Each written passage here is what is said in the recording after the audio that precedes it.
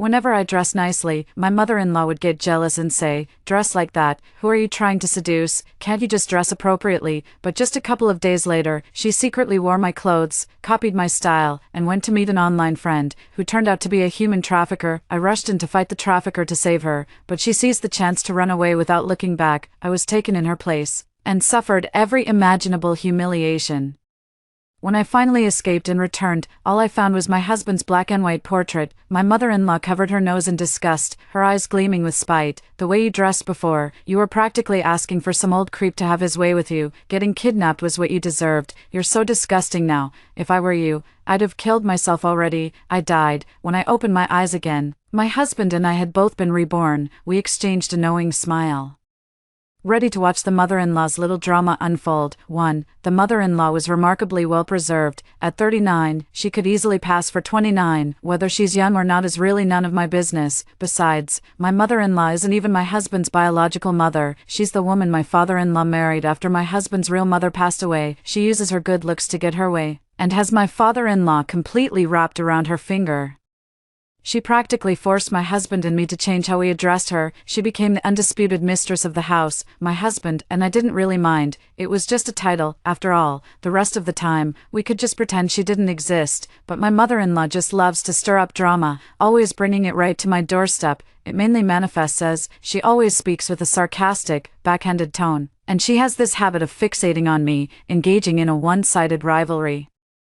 Every time I have a piece of clothing that looks good on me, it mysteriously vanishes into thin air. It'll end up on her before long. After I lost a piece of clothing for the 18th time, I swallowed my anger and asked her, "Don't you have your own clothes? Why do you keep taking mine?" But my mother-in-law said, completely unapologetic, "What, just because it looks like yours, you think it's yours? I literally just bought this to meet my online friend."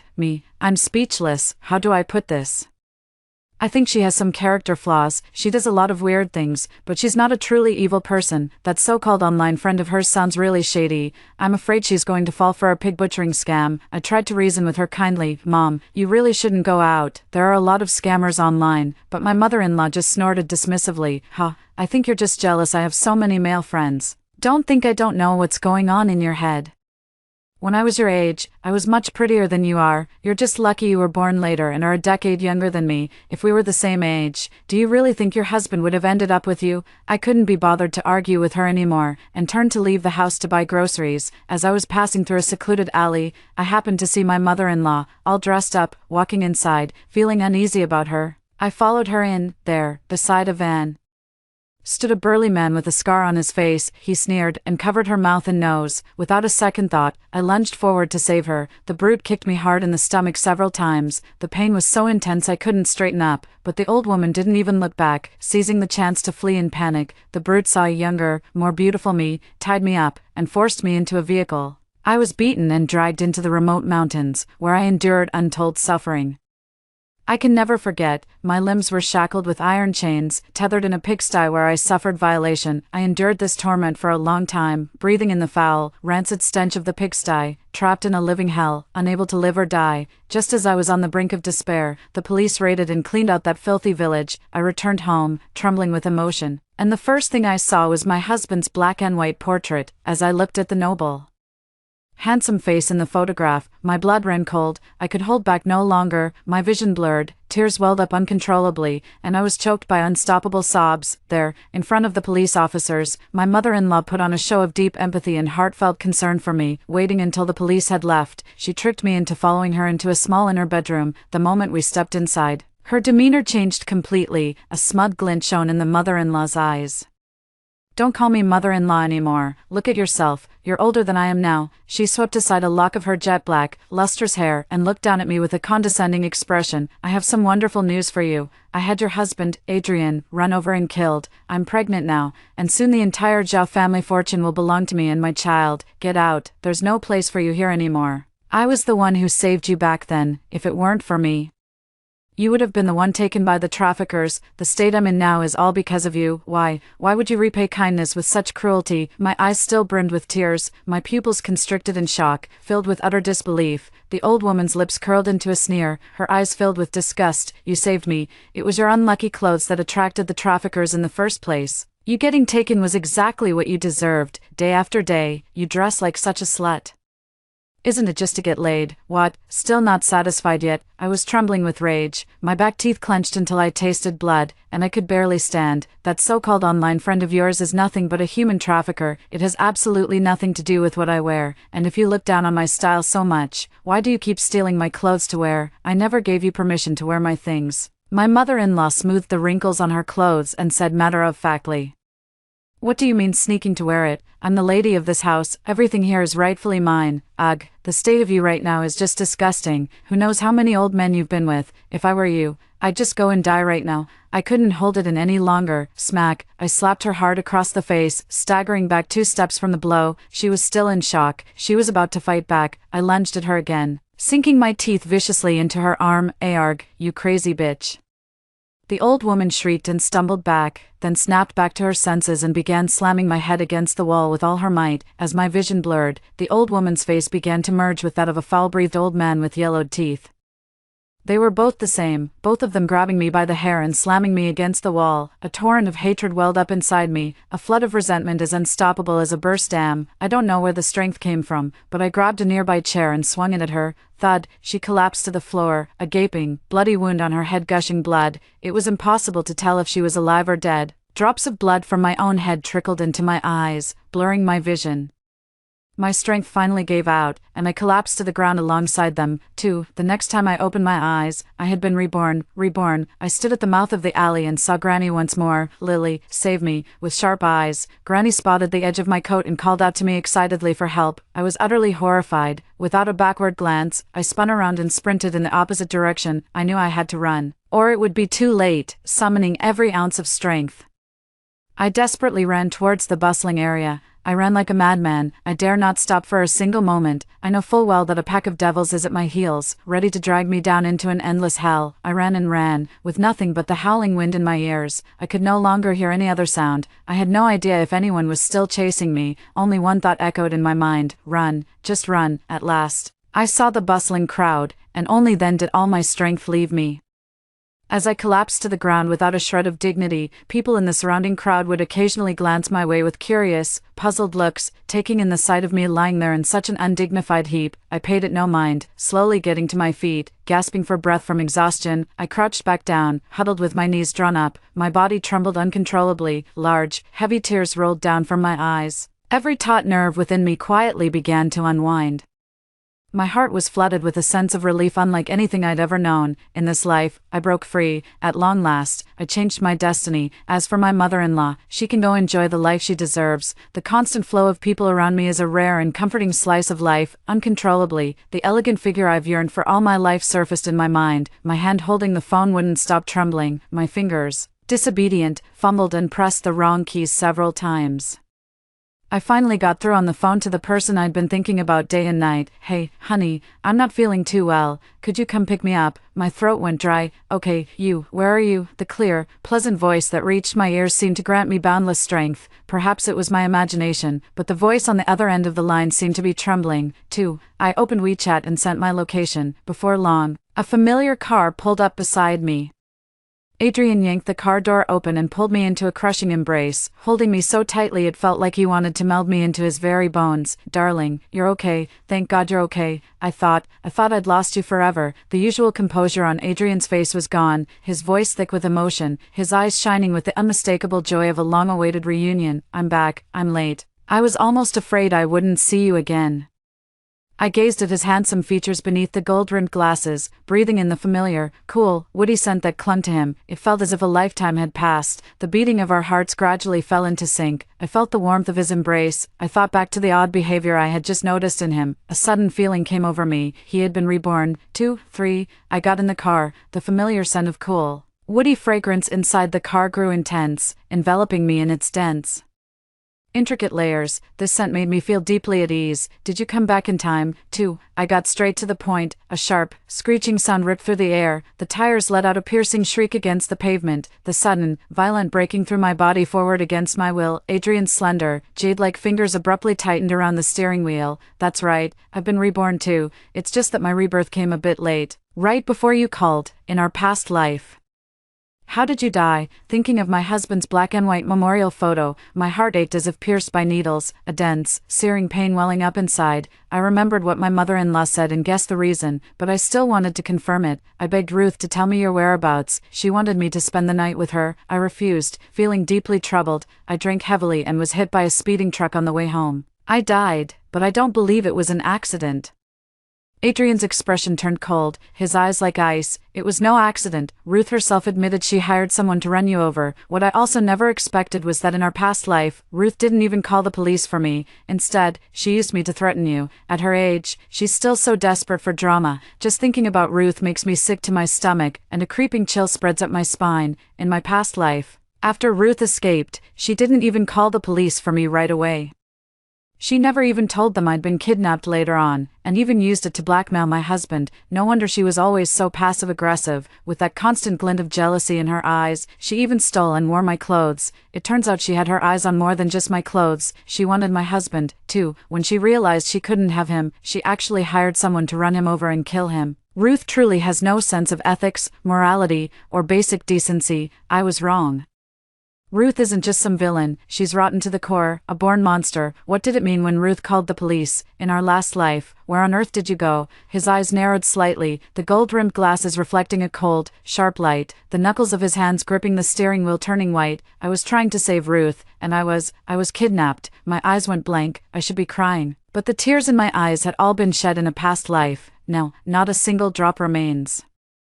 I didn't finish what I was saying. Adrian already knew what had happened to me. His pupils dilated sharply. The man, always the picture of elite composure, was now a vision of bulging veins, his gaze sharp as a blade. His eyes held a terrifying fury as he let out a vicious curse. That bitch Ruth, I'll see her dead. Then, as if struck by a thought, his gaze softened into a tender, lingering warmth. Like a spring stream brimming with gentle affection. Don't be afraid, Lily. I'm back, in this life. I will protect you, I promise. I nodded firmly. I told him everything that had just happened, and about our past life. We put our heads together and began our plan for revenge. For a whole week, neither my husband nor I reported it to the police. We were deliberately stalling to give the traffickers enough time to take her away.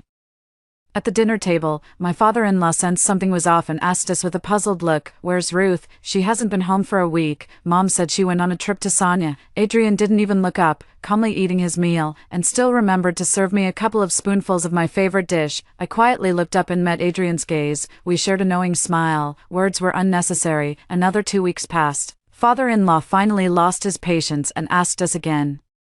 His voice laced with urgency, "Has Ruth been in touch with you? It's been so long, and she hasn't even called me." My hand, holding the serving chopsticks, froze midair, a movement that immediately caught my father-in-law's attention. "Do you know something? Out with it." My father-in-law pressed me urgently. "Well, I'm not sure if I should say this or not." I bit my lower lip, feigning hesitation. "Just say what's on your mind." My father-in-law's fiery temper instantly got the better of him, actually.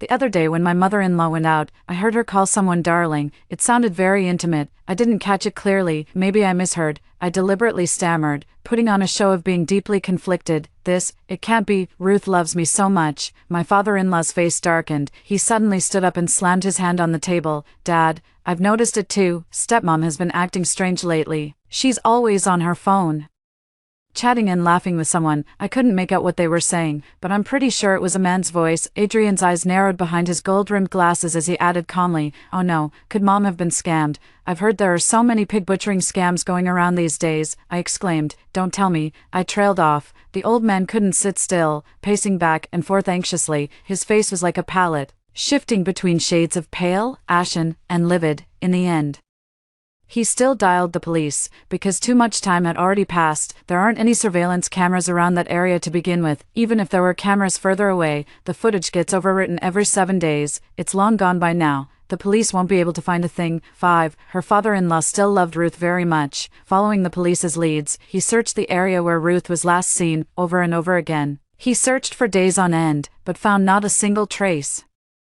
The father-in-law had wasted away to a shadow of his former self. Dark circles shadowed his eyes, and each day he'd collapse from exhaustion, falling asleep right on the living room sofa. Upon waking, he would anxiously rush off to find Ruth. He had lost all heart for managing the company's affairs. He handed over full authority to my husband, Adrian. Father-in-law lit one cigarette after another, chain-smoking in silence. "It's all my fault. I'd been so caught up with work every day that I neglected her. I didn't even know she was gone. Father-in-law opened another bottle of beer, set it on the table, and turned to address us. Dad, it's not your fault. You were even busier back in the day, and my own mother never got into online relationships. Adrian dismissed it with a shrug, speaking in a flat tone. Don't you dare talk nonsense. Ruth would never cheat on me in our online relationship. The father-in-law's face darkened as he let out a furious roar. I watched the expression on my father-in-law's face. The moment is right. Time to pour some fuel on the fire. Honey, stop. Didn't you promise me you wouldn't tell Dad what the police found out? I quickly covered Adrian's mouth, pretending to stop him from saying more. He mischievously licked my palm with the tip of his tongue. I almost lost my composure. Raising an eyebrow and shooting him a glare, Adrian finally settled down. My father-in-law was completely preoccupied with my mother-in-law's affairs and didn't notice the little exchange between Adrian and me. What did the police find? Show me, quick. My father-in-law quickly stubbed out his cigarette and hurried over to us. I shot a look at Adrian, and he produced my mother-in-law's chat logs. What I never expected was, my mother-in-law's chat history is absolutely priceless. The first message on the phone's chat screen reads, "Darling, my old man is so boring. Let's meet up tomorrow." The second message on the chat screen is, "I really want to experience how good you are. The one at my place is ancient, over a decade older than me, and all its functions are completely shot." The third message in the chat interface was, "That old thing at my place might not be good for much, but he's loaded. I'll steal his money to take care of you." The chat was also filled with countless other vulgar remarks. Upon seeing it, the old man's face turned deathly pale. He staggered, unable to keep his footing, and began to collapse backward. "Impossible, it can't be, this is impossible." Just before he fell, he kept muttering the words over and over. "This can't be Ruth's chat history. The police must have made a mistake." My father-in-law's health deteriorated at an alarming rate. He was in and out of the hospital constantly. The doctor said it was all due to a heavy heart. To help him unburden himself, we tried to talk to him many times. Then came a time when I pleaded with him through tears, "Dad, please don't be like this. You still have me and Adrian. You're always thinking of Mom, but you're forgetting about the two of us." My father-in-law was overcome, tears streaming down his face, as if suddenly jolted awake. "You're right, I still have you and Adrian. As for Ruth, well, I'll focus more on the two of you from now on." Father-in-law regained his spirits and rallied himself. He devoted all his energy to teaching Adrian how to manage the company's affairs. Soon, Adrian had complete control over the company's decision-making. Richard also transferred all of his shares under his name to Adrian. This was something we never expected. After all, Richard had been completely taken in by Ruth before. His sole intention had been to leave the shares to any child Ruth might bear in the future. To our surprise, after this whole ordeal, the old man really came around and handed over all the authority to us. So, we started scheming again, thinking of finding him a third chance at love. You know what they say, the best way to get over a woman is to find comfort in the arms of another. 6. Under my husband Adrian's management, the company's business is thriving. He has put most of the assets he earned in my name. He makes me feel completely safe and secure, just to be on the safe side. Whenever I go out, he also arranges for a team of bodyguards to accompany me. I also constantly practice self-defense techniques like women's grappling and combat skills. Our relationship has grown even stronger. Having lived a past life, we now cherish our time together all the more, determined not to repeat the same mistakes. I remember from my past life that the police would eventually raid that filthy village and shut the whole operation down.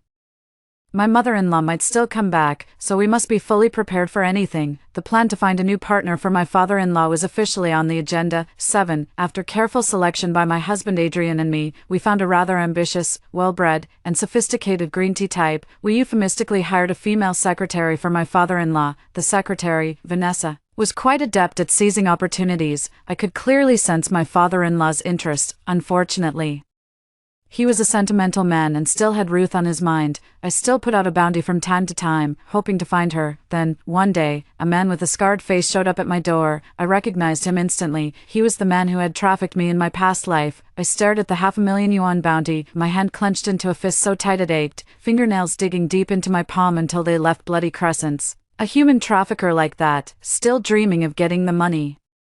He doesn't deserve a single cent. Just then, Adrian gently pried open my tightly clenched hand and gave my back a soothing pat. "Sir, please have a seat in the office and wait a moment. We'll go prepare the check." Adrian adjusted the frame of his gold-rimmed glasses with a hand, gesturing for the scar-faced man to sit down first. Adrian and I walked out of the office. "I know him. He's one of the members of the human trafficking ring," I said urgently. "Don't worry. I'll make sure he pays for what he's done, Adrian said, applying ointment to my palm with a pained expression. His touch was gentle, as if I were a fragile treasure that might break at the slightest pressure. The people in that trafficking ring are ruthless. If word gets out that he betrayed them, he'll meet a terrible end. We have a bright future ahead of us. That scum isn't worth our effort. Someone will deal with him. Adrian's voice was terrifyingly calm, each word dripping with ice. Adrian and I pretended to know nothing, feigning ignorance of Scarface's identity. We plastered up a huge poster about the man who got 500,000 from Scarface. The poster also featured a clear photo of the man, and the media was urged to publicize it widely. His crew, of course, got wind of it. In their line of work, betrayal is what they fear most, because once one person is exposed, the police could follow the trail and uncover the entire operation, as expected. It wasn't long before the media discovered Scarface, dead in a back alley. It was as if he had been subjected to lynching. The flesh had been sliced from his body piece by piece. It was only the intact head that revealed his identity. The media was in an uproar, and the case also drew the attention of the police, under the pressure of public opinion. The identity of the scar-faced human trafficker was quickly uncovered by the police. This explosive news shocked everyone. People began to curse Scarface furiously, and his corpse was pelted with rotten eggs and excrement. A scumbag like him can't even rest in peace. He got exactly what he deserved. I suffered a great deal in my past life, so after making some money, Adrian and I established a charitable foundation. This foundation is dedicated to helping women and children who have been trafficked, but it's nowhere near enough. The other members of his gang have not yet been brought to justice, however. With him as the breakthrough, it's believed the gang will soon be dismantled. By that time, my mother-in-law should be coming home. 8. Sure enough, it wasn't long before the mother-in-law, who had been missing for 7 years, had returned. Ruth, is Ruth's family here? A figure, both strange and familiar, appeared in the doorway. She was wheeled back in by 2 police officers. She was blind in one eye, her body covered in scars, and one foot was twisted at a strange angle from years of wearing an iron shackle. Seeing her pitiful state, I almost couldn't hold back a burst of laughter. I forced myself to hold it in, squeezing out a few crocodile tears. "Grandma, what happened to you?" Sobbing, seeing our family tearfully reminiscing. The police officer soon took his leave. I widened my eyes, putting on a show of being heartbroken and incredulous. Adrian also crossed his arms, leaning against the wall with perfect composure, wearing a faint, knowing smile as he played along with my act. "Honey, is this really my mother-in-law? She used to be so young and beautiful, but now," sobs. Adrian raised an eyebrow and quipped with a smile, "She doesn't look like her to me either, more like a woman in her 70s or 80s. Officer, you couldn't have made a mistake, could you?" Upon hearing our conversation, the old woman, as if struck by a powerful shock, began thrashing about wildly in her wheelchair. Her eyes blazing with venomous hatred, she lunged at me with a snarl. Adrian threw a long arm around me, shielding me behind him. The old woman's lunge met only empty air. Her limbs were long since useless. The whole effort was utterly futile. She flailed for a moment before collapsing to the floor. Just then, Richard, her father-in-law, walked in with his arm around his secretary's waist. Richard frowned and asked, "Whose elderly relative is this? Why are they on the floor?"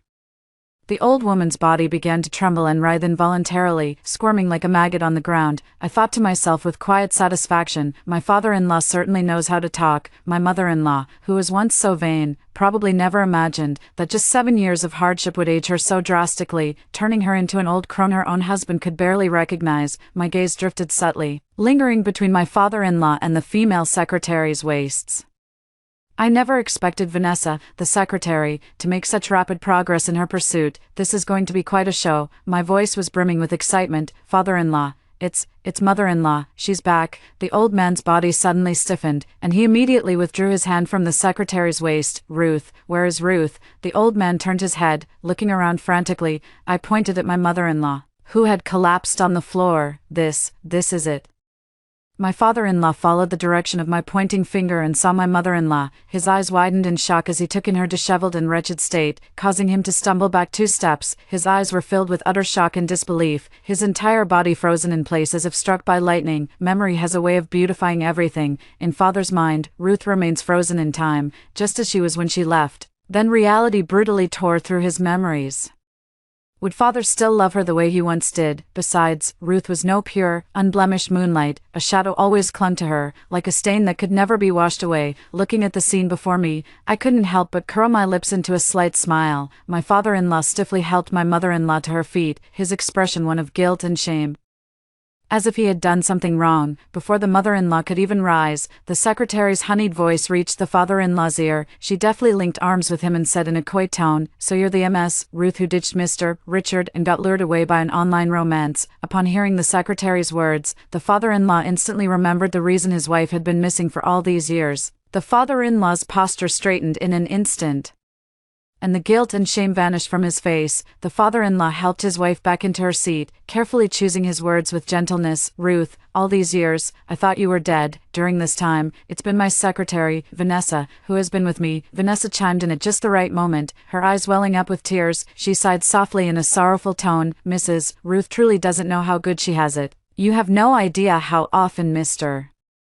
Richard has drunk himself into a stupor over the years because of you. There was even one time I had to help him to the hospital. He drank so much he got a perforated ulcer. If it weren't for me, Mr. Richard might have drunk himself to death. He's such a wonderful man, and you don't appreciate him. I'm not like you. I only feel heartache for Mr. Richard." As soon as Vanessa finished speaking, a single, glistening tear fell perfectly from her pale cheek. "But I'm not one to overstay my welcome. I'll give him back to you, because all I want is for Mr. Richard to be happy." The eunuch seemed to remember that it was always Vanessa who had been by his side during his lonely nights. A pang of sympathy instantly welled up in the father-in-law's eyes as he looked at Vanessa. Vanessa's face was now as radiant as a flower, especially when compared to Ruth's current state. The father-in-law's heart involuntarily leaned towards Vanessa. "That's right. We all remember everything Secretary Vanessa has done over the years. Without her, I can hardly imagine what state you'd be in today, Dad." I stood behind Vanessa and spoke up for her. I felt a warm, smug satisfaction inside. In the past, it was always my mother-in-law making those sly, manipulative remarks, leaving my husband and me feeling utterly helpless and frustrated. Who would have thought that one day we'd get to see my mother-in-law forced to swallow a bitter pill? Unable to voice her grievances. "Dad, look, stepmom already had that online affair and cheated on you. She probably has no feelings for you left. Why don't we just do what she wants, get a divorce, and set her free?" Adrian's voice was flat. He lowered his head to light a cigarette, his fringe falling forward to hide the hatred in his eyes. "Ruth, what do you think?" Father-in-law shifted his gaze to mother-in-law. "I'll never let you go, not even if I die. Dream on if you think we're getting a divorce." Her voice, unused for so long, was hoarse and grating. A fanatical gleam shone in her eyes. "And you little wretch, why didn't you save me back then?" The old woman fixed me with a vicious, hate-filled glare. "Mom, what are you talking about? What do you mean? You told us you were going on a trip to Sonia. We had no idea you'd been kidnapped." I put on an innocent face and shrugged. "Stepmom, what's wrong with you? Have you lost your mind? You got catfished and you're blaming other people." Behind his gold-rimmed glasses, Adrian's eyes held a hint of a smile, the glare on the lenses masking the calculation in their depths. He flicked the ash from his cigarette with a slender index finger, his tone icy. The mother-in-law's eyes bulged like brass bells, her face flushed a deep, purplish red, the blood vessels in her eyes stood out, her mouth hung agape, as if she were on the verge of a frenzy. You bitch, shut up, both of you. You filthy adulterers, ha ha, you've teamed up to destroy me. What, Mistress Richard, you old fool, how dare you sneak around with a little floozy behind my back? Did you think I wouldn't notice? Ha ha ha. The mother-in-law burst into maniacal laughter, her face twisted with malice. The laughter sounded like the howling of ghosts and wolves. Yikes, has Granny been through too much? She seems a bit unhinged. I'm so scared. Feigning panic, I quickly ducked behind Adrian. Granny's legs weren't what they used to be, her fingers contorted, clawing wildly at the air. A mad light flickered in her eyes, as if she wanted to devour everything in sight. The father-in-law's patience finally snapped, and he roared, "Ruth, when will this end? I understand you've been through hell and aren't in your right mind, but you brought all of this on yourself. If you hadn't had that online affair, our whole family would still be fine."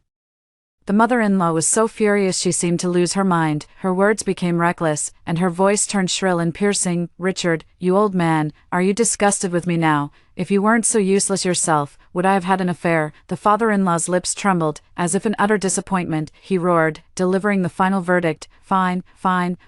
So you finally admit to the affair, is that it? Divorce? We're getting divorced today, if you don't agree.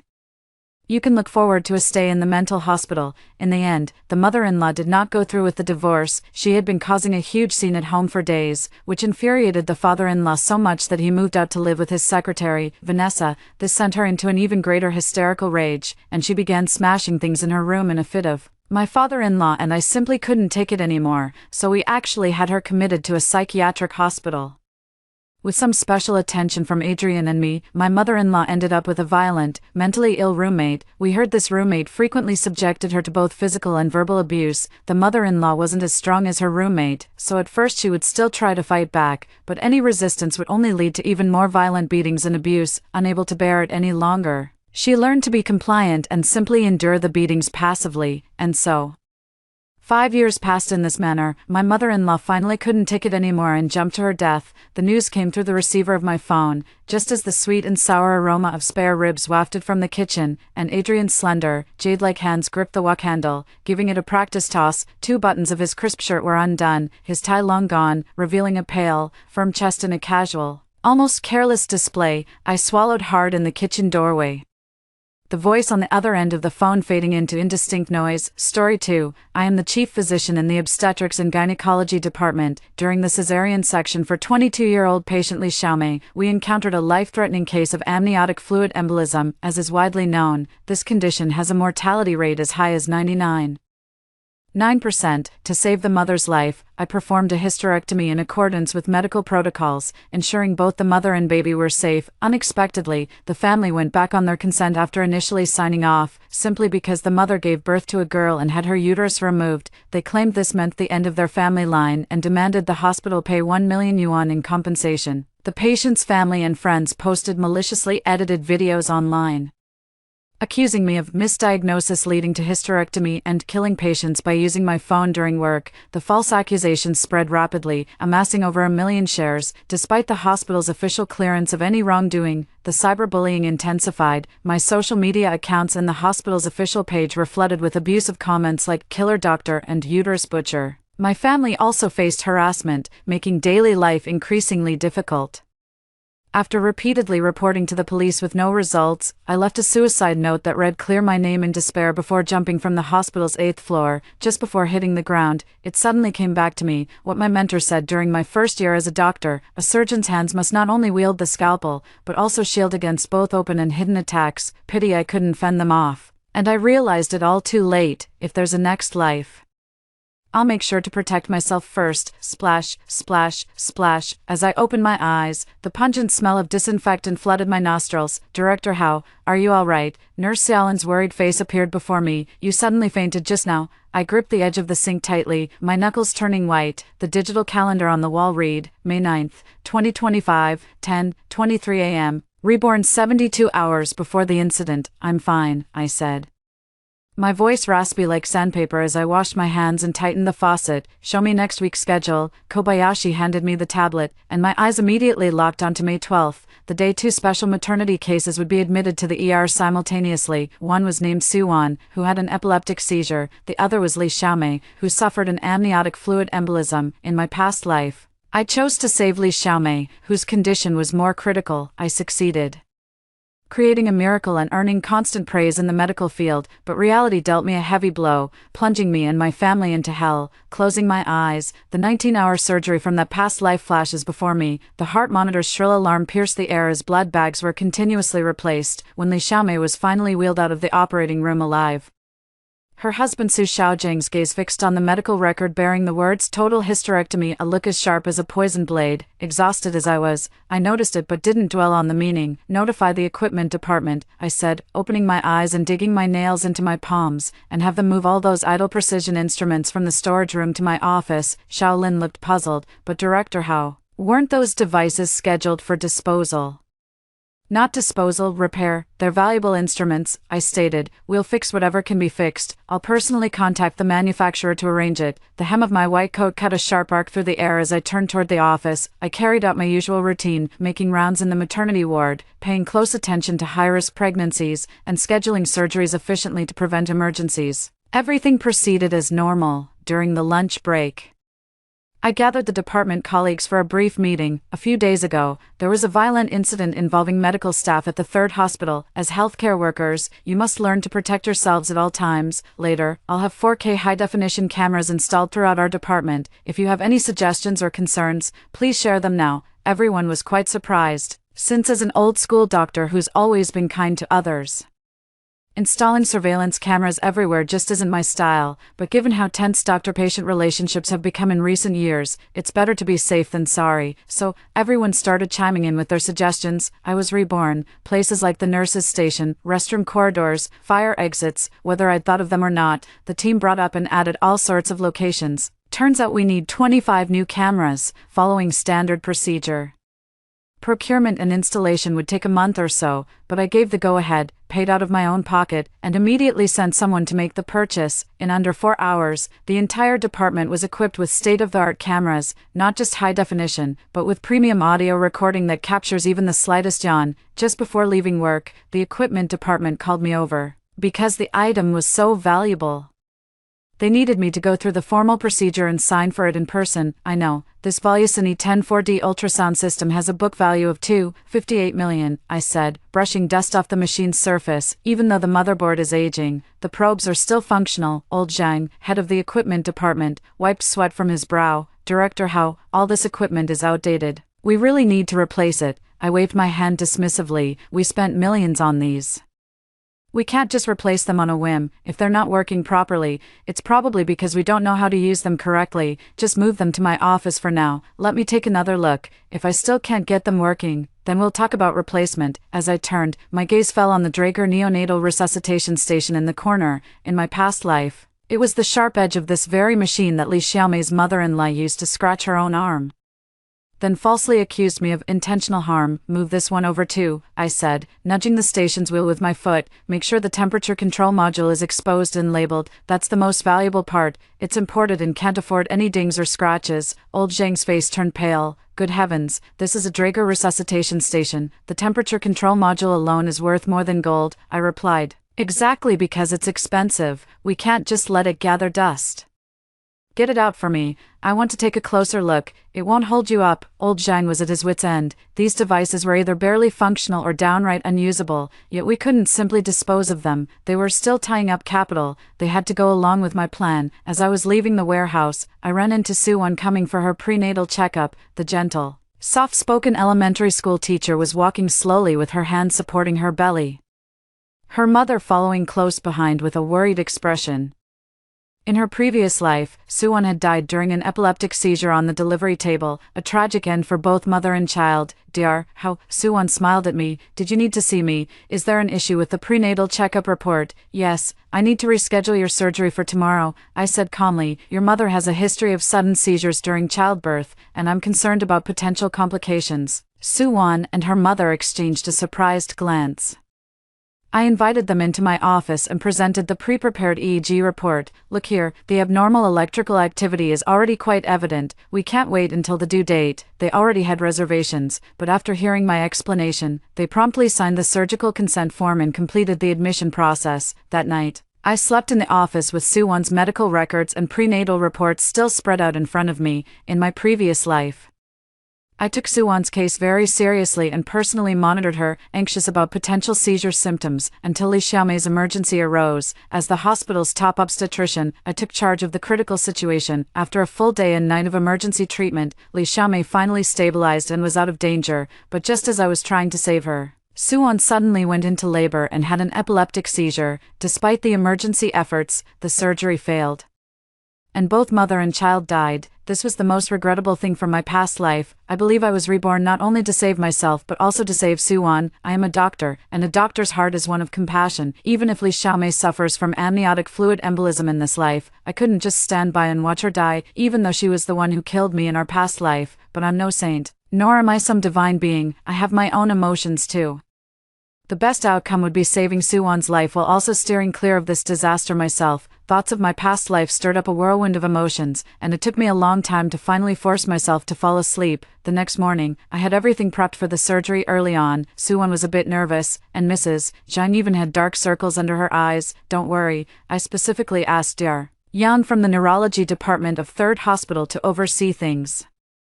He's a top expert in treating epilepsy in the country. You'll be just fine, Mrs. Zhang exclaimed in surprise. Dr. Yan from 3rd Hospital. He's a real authority in this field. I nodded with a smile. Yes, just a couple of days ago, I went to 3rd Hospital myself and reviewed Su-Wan's case with him. Ms. Zhang was so moved that tears welled up in her eyes, gripping my hand tightly as she said, "Thank you, Dr. How." Suwon's eyes also brimmed with tears. I breathed a sigh of relief, yet felt a bittersweet ache in my heart. As a doctor, I always put my patients first, not for any reward, but simply for moments like this, where their understanding and a little gratitude mean everything. At 9:00 a.m., Suwon was wheeled into the operating room. As the attending physician, I led the surgery, while Dr. Yang also entered the room to stand by in case of any emergencies. By 9:20 a.m., all preparations were complete, under the harsh white glare of the surgical lights. Suwon's swollen abdomen was prepped and draped for sterilization. My fingertips traced the pre-marked incision line 3 finger widths below the costal arch, the skin glistening with an amber hue under the antiseptic iodine solution. Anesthesia complete, epidural block level at T6, the anesthesiologist reported. Mark time, 09:27. I picked up the scalpel, the sharp No. 10 blade glinting coldly under the surgical lights, the moment the blade tip pierced the skin. The monitor suddenly blared a shrill alarm, blood pressure 190110, heart rate 128. The scrub nurse's voice shot up sharply. My peripheral vision caught the EEG monitor. The once regular alpha waves were abruptly replaced by high-amplitude spike waves, and Suwon's jaw began to tremble involuntarily. Eclampsia-induced seizure, I said calmly. As expected, administer 4G magnesium sulfate 4 push, and have 50 mg propofol on standby. The scalpel cut decisively downward, as the facial layers separated. Suwon's limbs suddenly stiffened and convulsed, her chest and abdomen heaving violently. Dr. Yang also stepped closer, his eyes fixed on the monitor. Everything was still under control, risk of tongue biting. The anesthesiologist swiftly inserted the oropharyngeal airway, oxygen saturation dropping to 90%. Keep oxygen flowing, I need to deliver the fetus within 90 seconds. My hemostat clamped the bleeding point with precision. The uterine wall felt like a tightly stretched drum under my hand.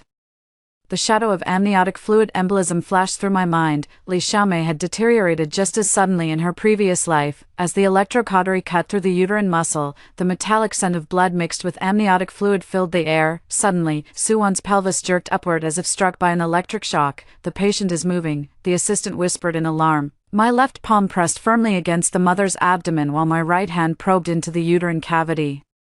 The sensation confirmed a fetal occiput posterior position, one of the most dangerous presentations. Forceps, I hooked my pinky around the fetal ear to confirm positioning. Now, as the metal forceps slid into the birth canal, Suwon's body went rigid again. The impact twisted my wrist, nearly causing the forceps blades to scrape the fetus's cheek. EEG shows persistent seizure activity. Beads of sweat formed on the anesthesiologist's forehead. Administer another 2 mg of midazolam.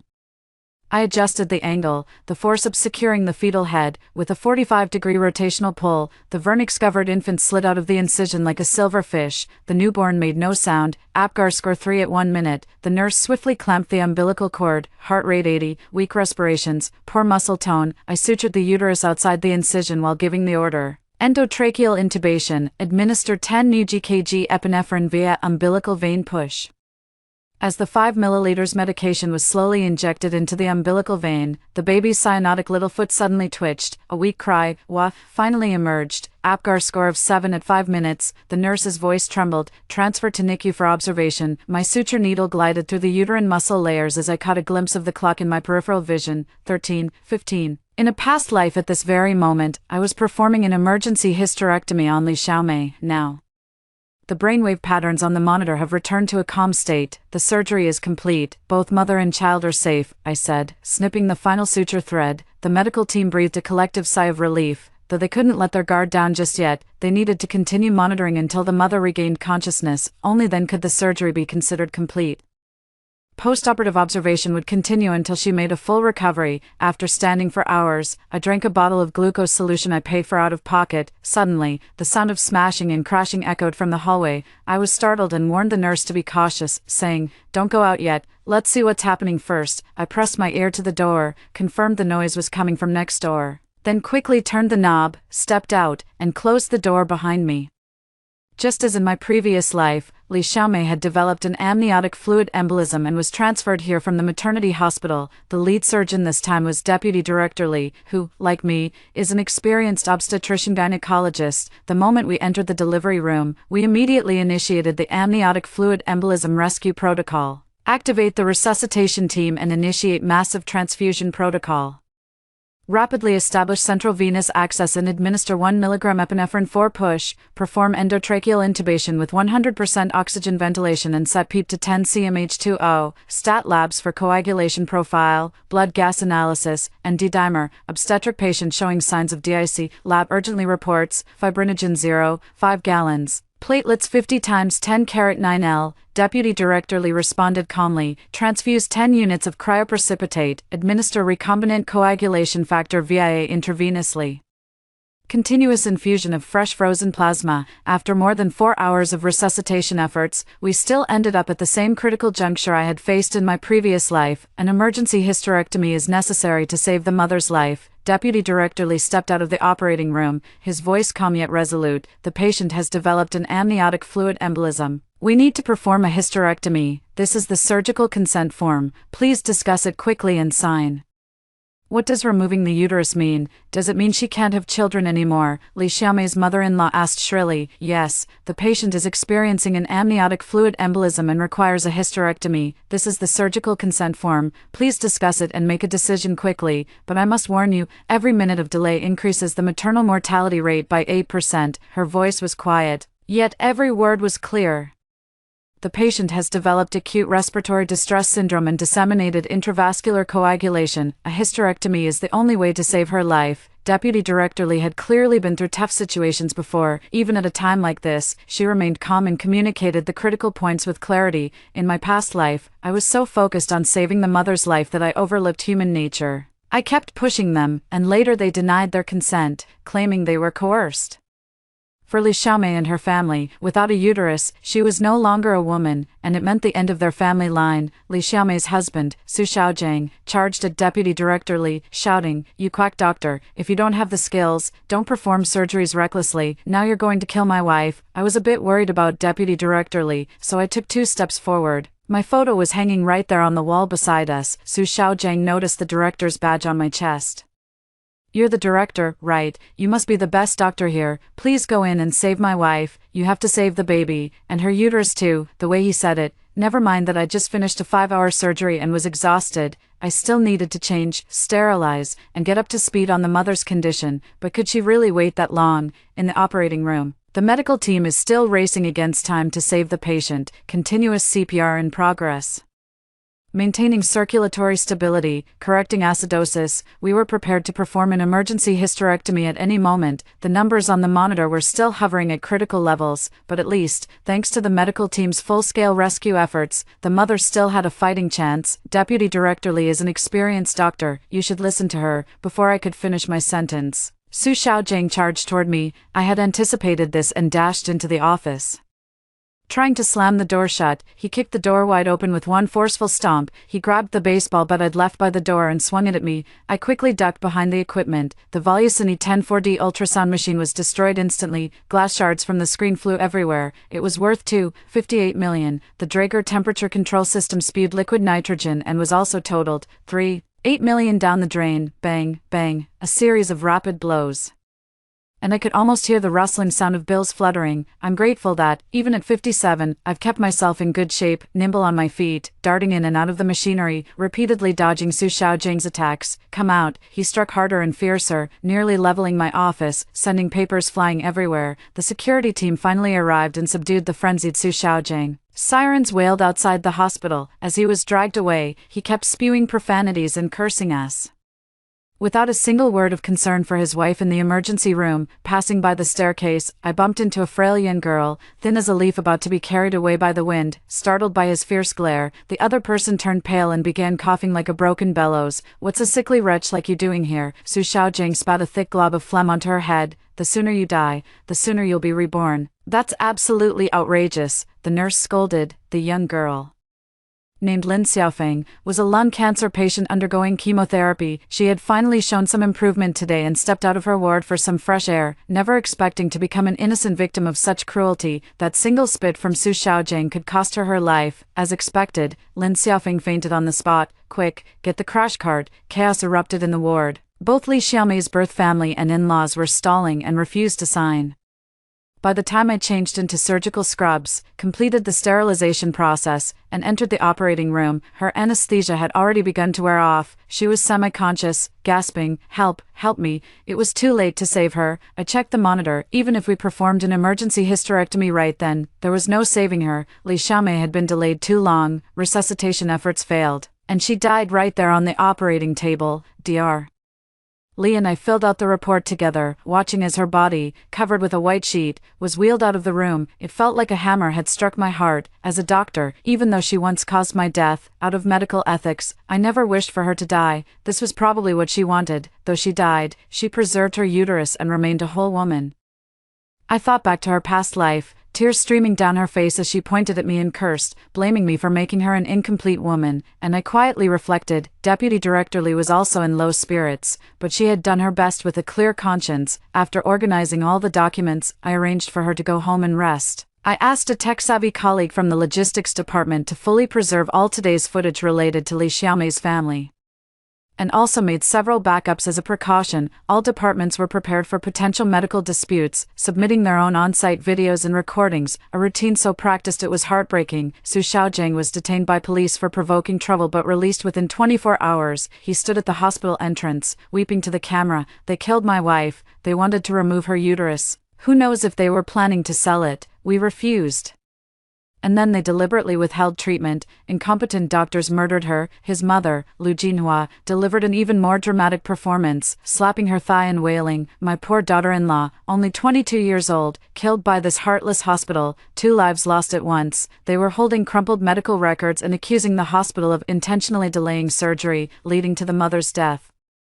They even had the nerve to claim that removing the uterus was for organ trafficking, and yet, some people actually bought it. Quite a few, in fact. Not a single person bothered to check the medical records. They just took their word for it and joined in the uproar. They weren't after the truth, they wanted sensationalism, something shocking and attention-grabbing. Soon, the video was edited into an emotionally charged clip, set to a sorrowful soundtrack, and went viral across major social media platforms. Keyboard warriors are celebrating like it's a holiday. Hashtag Blackhearted Hospital caused maternal death. Hashtag Chief Physician refused to save a dying patient. Hashtag Unscrupulous Hospital must be severely punished. Hashtag several prominent medical influencers and lawyer accounts quickly jumped in, with reposts skyrocketing past 1 million in no time. Online armchair critics swarmed the scene to weigh in. This calls for a thorough investigation.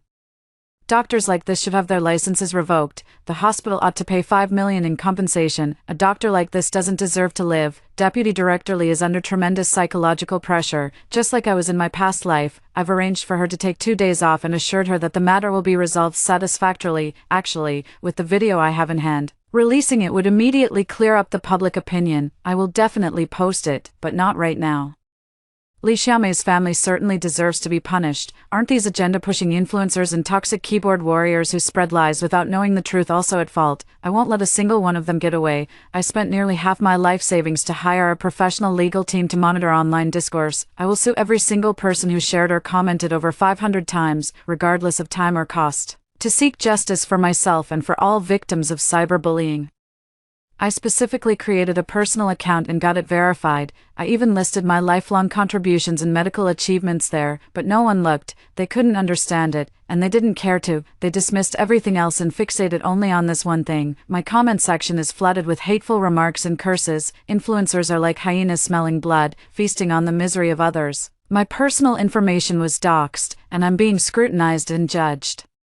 There are even rumors circulating online that I used to accept red envelopes from patients and lacked medical ethics. My family has been dragged into this, unable to work or live normally, forced to hide at home, but they all understand and support me in defending my rights. A faint smile touched my lips as I read the torrent of insults. Let them curse, let them share. The harsher the criticism, the wider it spreads, the harder they'll fall when truth prevails. I wonder who these people are. Hurling accusations without knowing the full story, perhaps a middle-aged person facing career setbacks, a student still in school, or an unfulfilled office worker struggling to get ahead. They just vent without considering the consequences. At worst, if they're wrong, they casually brush it off with ignorance as no sin and absolve themselves. But who doesn't struggle in this life? Who doesn't suffer? Just because you're having a hard time, you take it out on innocent passers-by. What did they ever do to deserve that? Did they desecrate your ancestors' graves? If you can't hold your tongue, you'll have to face the consequences. I stood by the window in the hospital corridor, watching the crowd gathering downstairs. The Li family was waving banners, while Su Xiaojing tearfully poured out his grievances to the cameras, eggs smashed against the hospital's main entrance, their yolks oozing slowly down the glass. Much like the freely flung malice they represented. Director Hao. The dean is asking for you. Nurse Xiaolin looked at me hesitantly, as if wanting to say more. In the dean's office, the old dean took off his glasses and wearily rubbed the space between his brows. The video should be released now. The hospital can't hold up much longer. Wait a little longer. I tapped the desk lightly with my fingers. Let them make more noise. The old dean suddenly looked up, a sharp glint flashing behind his lenses. Are you trying to, all these years?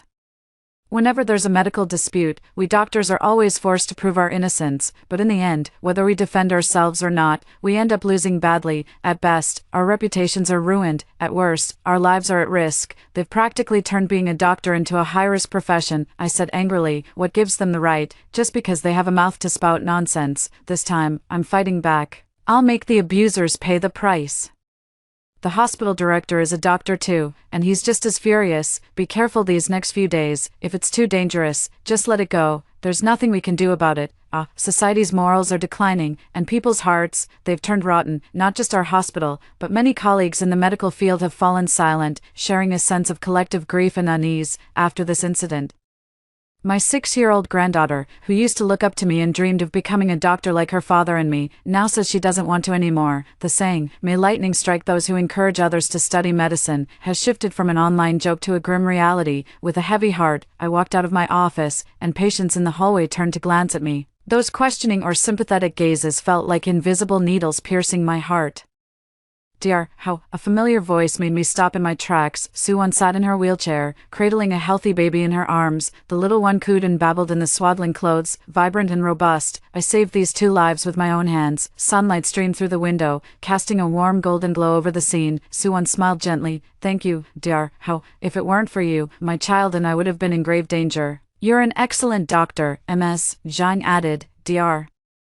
Li is also a wonderful doctor. We've all seen your dedication. Don't lose heart. Justice prevails in people's hearts, and the truth will always come to light. Other familiar patients chimed in. Dr. Li, we trust you and we've got your back. The tense atmosphere in the ward vanished, replaced by a warm and tender mood. Dr. Li had quietly appeared behind me at some point. Her eyes glistened with unshed tears as she brushed them away. At this moment, even the scent of disinfectant in the hallway seemed to carry a warmth. This was what we had been striving for day and night, pouring our hearts into, not accolades or thank you letters, but simply understanding and trust. Outside the window, the clamor of protests continued unabated, yet here, within the small sanctuary, the trust between doctor and patient grew like a resilient sapling weathering the storm. On the 5th day of the medical dispute, public outrage peaked.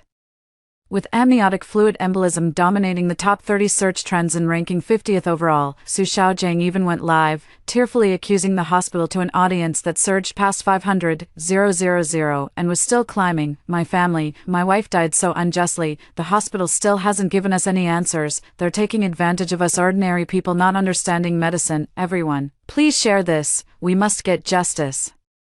The barrage was flooded with comments like "support your rights" and "the hospital must compensate." Just then, the hospital's official account suddenly released a series of surveillance videos. Title: The Truth. The video provides a detailed and clear record of the Su Xiaojing family's actions. 10:15:32 Deputy Director Li informed the pregnant woman of an amniotic fluid embolism and requested their signature. 11:22:47 Su Xiaojing threatened Deputy Director Li. "If you dare to remove my wife's uterus, I'll kill you." 13:03:19 With the mother's life hanging by a thread, the family caused a scene at the hospital, smashing equipment, assaulting medical staff. They refused to sign and threatened to expose the truth, vowing to make the hospital pay dearly. At 14:10, the mother passed away, yet they showed no concern for her condition, only demanding compensation from us. Meanwhile, the Health Commission's official account released verified results confirming the hospital had no violations. The video features not only Dr. Li but also Su Xiaojing, along with Li Xiaomei's parents and brother. They were conspiring in every corner of the hospital to extort money from both the institution and Dr. Li. Every move was captured in high definition, leaving nothing hidden. Su Xiaojing's venomous voice crackled through everyone's phone speakers. "Other women give birth just fine. But she gets an amniotic fluid embolism. I bet she got this disease because she was promiscuous before. Let her die. What's the point of saving her if they have to remove her uterus anyway? I paid a fortune in bride price. I'm not taking a loss on this. His mother chimed in. Exactly. Don't sign anything. Let her die. We'll sue the hospital for compensation, then find you a decent woman to marry. One who can bear a healthy son and carry on the family line. Even more horrifying. Li Xiaomei's own parents said, "That's right, when the time comes, our families can split the compensation money 50-50, Su Xiaojing retorted. No way, she married into our family, so she's one of us now. At most, we'll give you 100,000, Li Xiaomei's brother Li Hai said. Fine, we're out, let's go, let's go. He turned around to leave. Su Xiaojing quickly tried to negotiate. All right, we'll split it 70-30. You take 30%, we take 70%, is that fair? Only then was Li Hai satisfied. With this compensation money, he could finally afford to get married. The 6 family members from both households then sat at the fire exit behind the hospital, meticulously plotting their extortion scheme. How utterly ironic. Inside the live stream, Su Xiaojing was still ranting vehemently, while viewers outside the stream were stunned. They never imagined their self-righteous crusade had become someone else's weapon, before they could process it.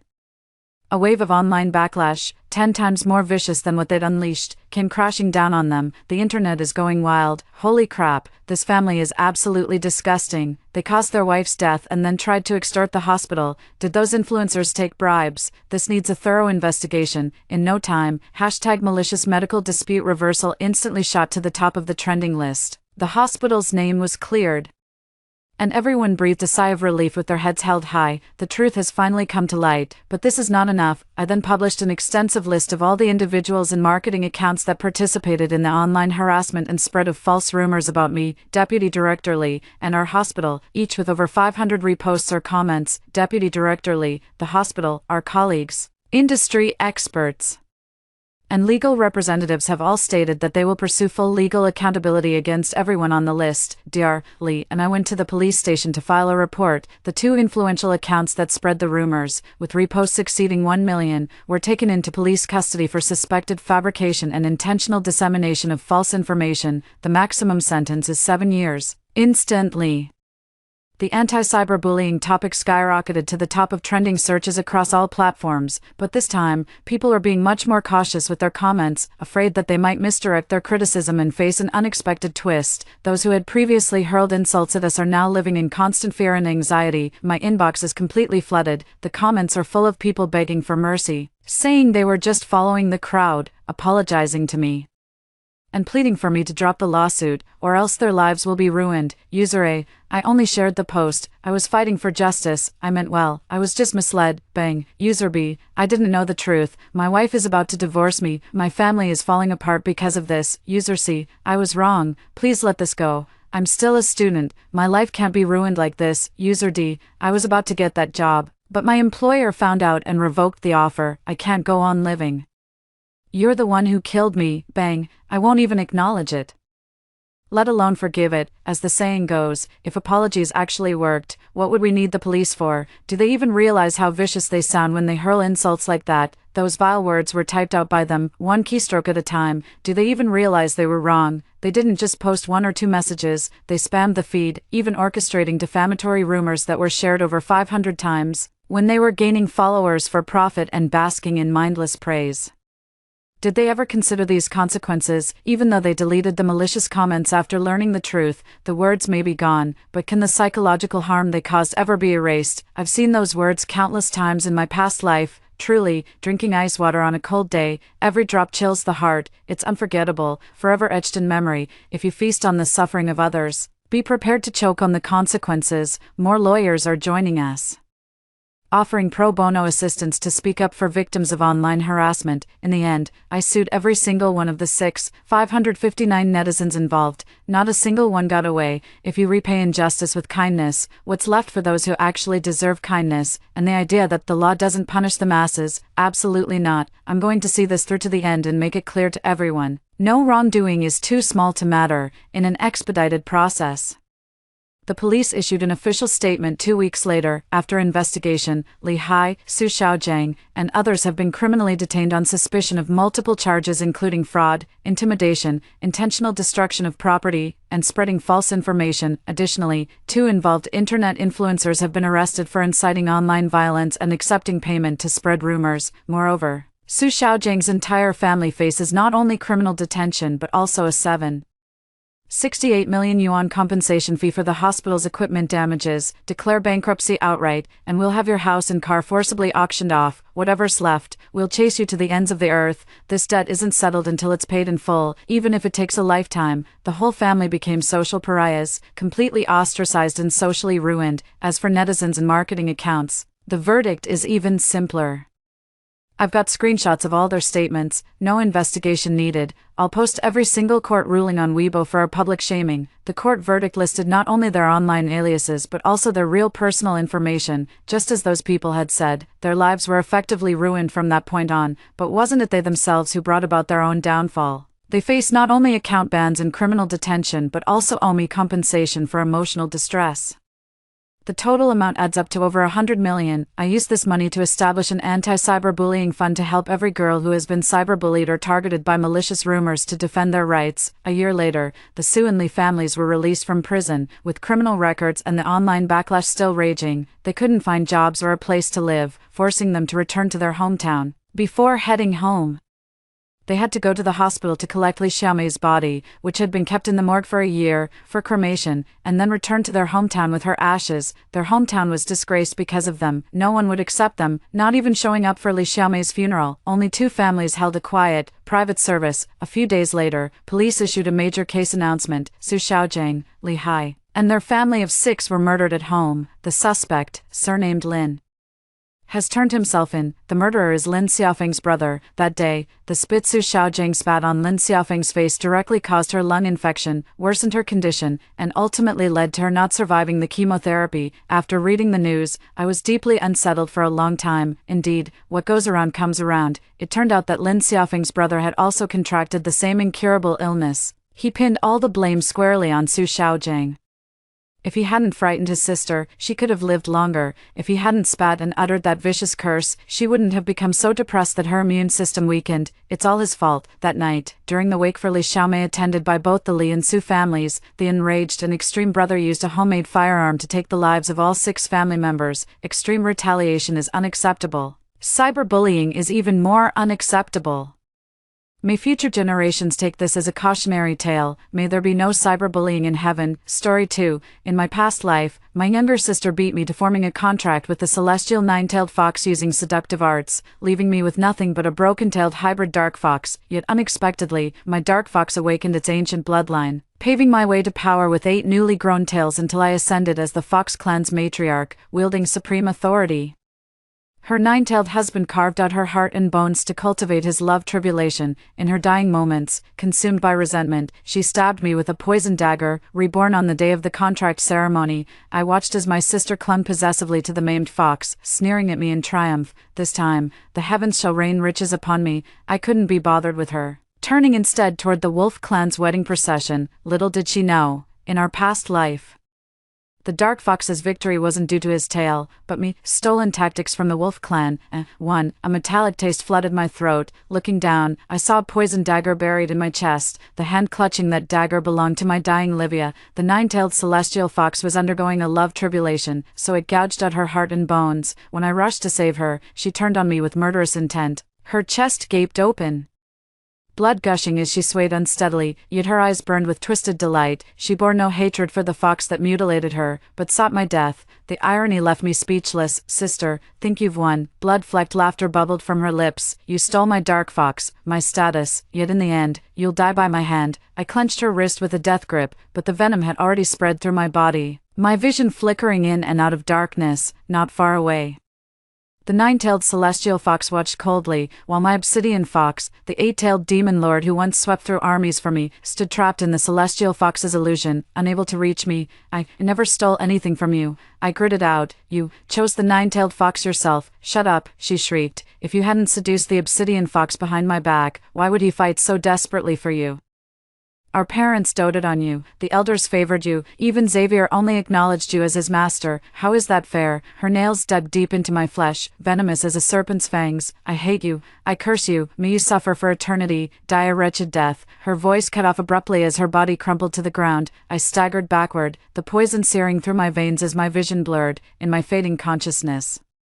The obsidian fox finally broke free from the illusion and came running toward me, but it was already too late. Sister, it's your turn now, Livia's saccharine voice whispered in my ear as I jolted awake, finding myself standing at the heart of the Fox clan's altar. Foxfires flickered around us while the elders gripped bone staffs, their piercing gazes locked onto me. This was the day of the covenant ceremony. I looked down at my hands, smooth, pale, unblemished by blood or scars. A second chance at life. Has fear addled your wits, sister? Livia tittered behind her sleeve, though triumph gleamed beneath her lashes. Since you hesitate, I'll make the first choice. She turned and strode toward the altar's right flank, where a mottled black fox named Xavier crouched with a severed tail. My pupils constricted sharply. In our past life, she stole the nine-tailed celestial fox, forcing me to settle for this broken-tailed shadow fox, but in this life, she actually chose Xavier willingly. Xavier raised his head warily, his amber-slit pupils glaring coldly at Livia, blood still oozing from his severed tail. I know this obsidian fox all too well. In his past life, when first bound by contract, he tore out the throat of a minor demon who'd served him 3 years, all because a piece of raw meat wasn't fresh enough. The bloodstains on the cave wall took 3 days to dry. One winter night, I collapsed in the snow from overexertion in cultivation.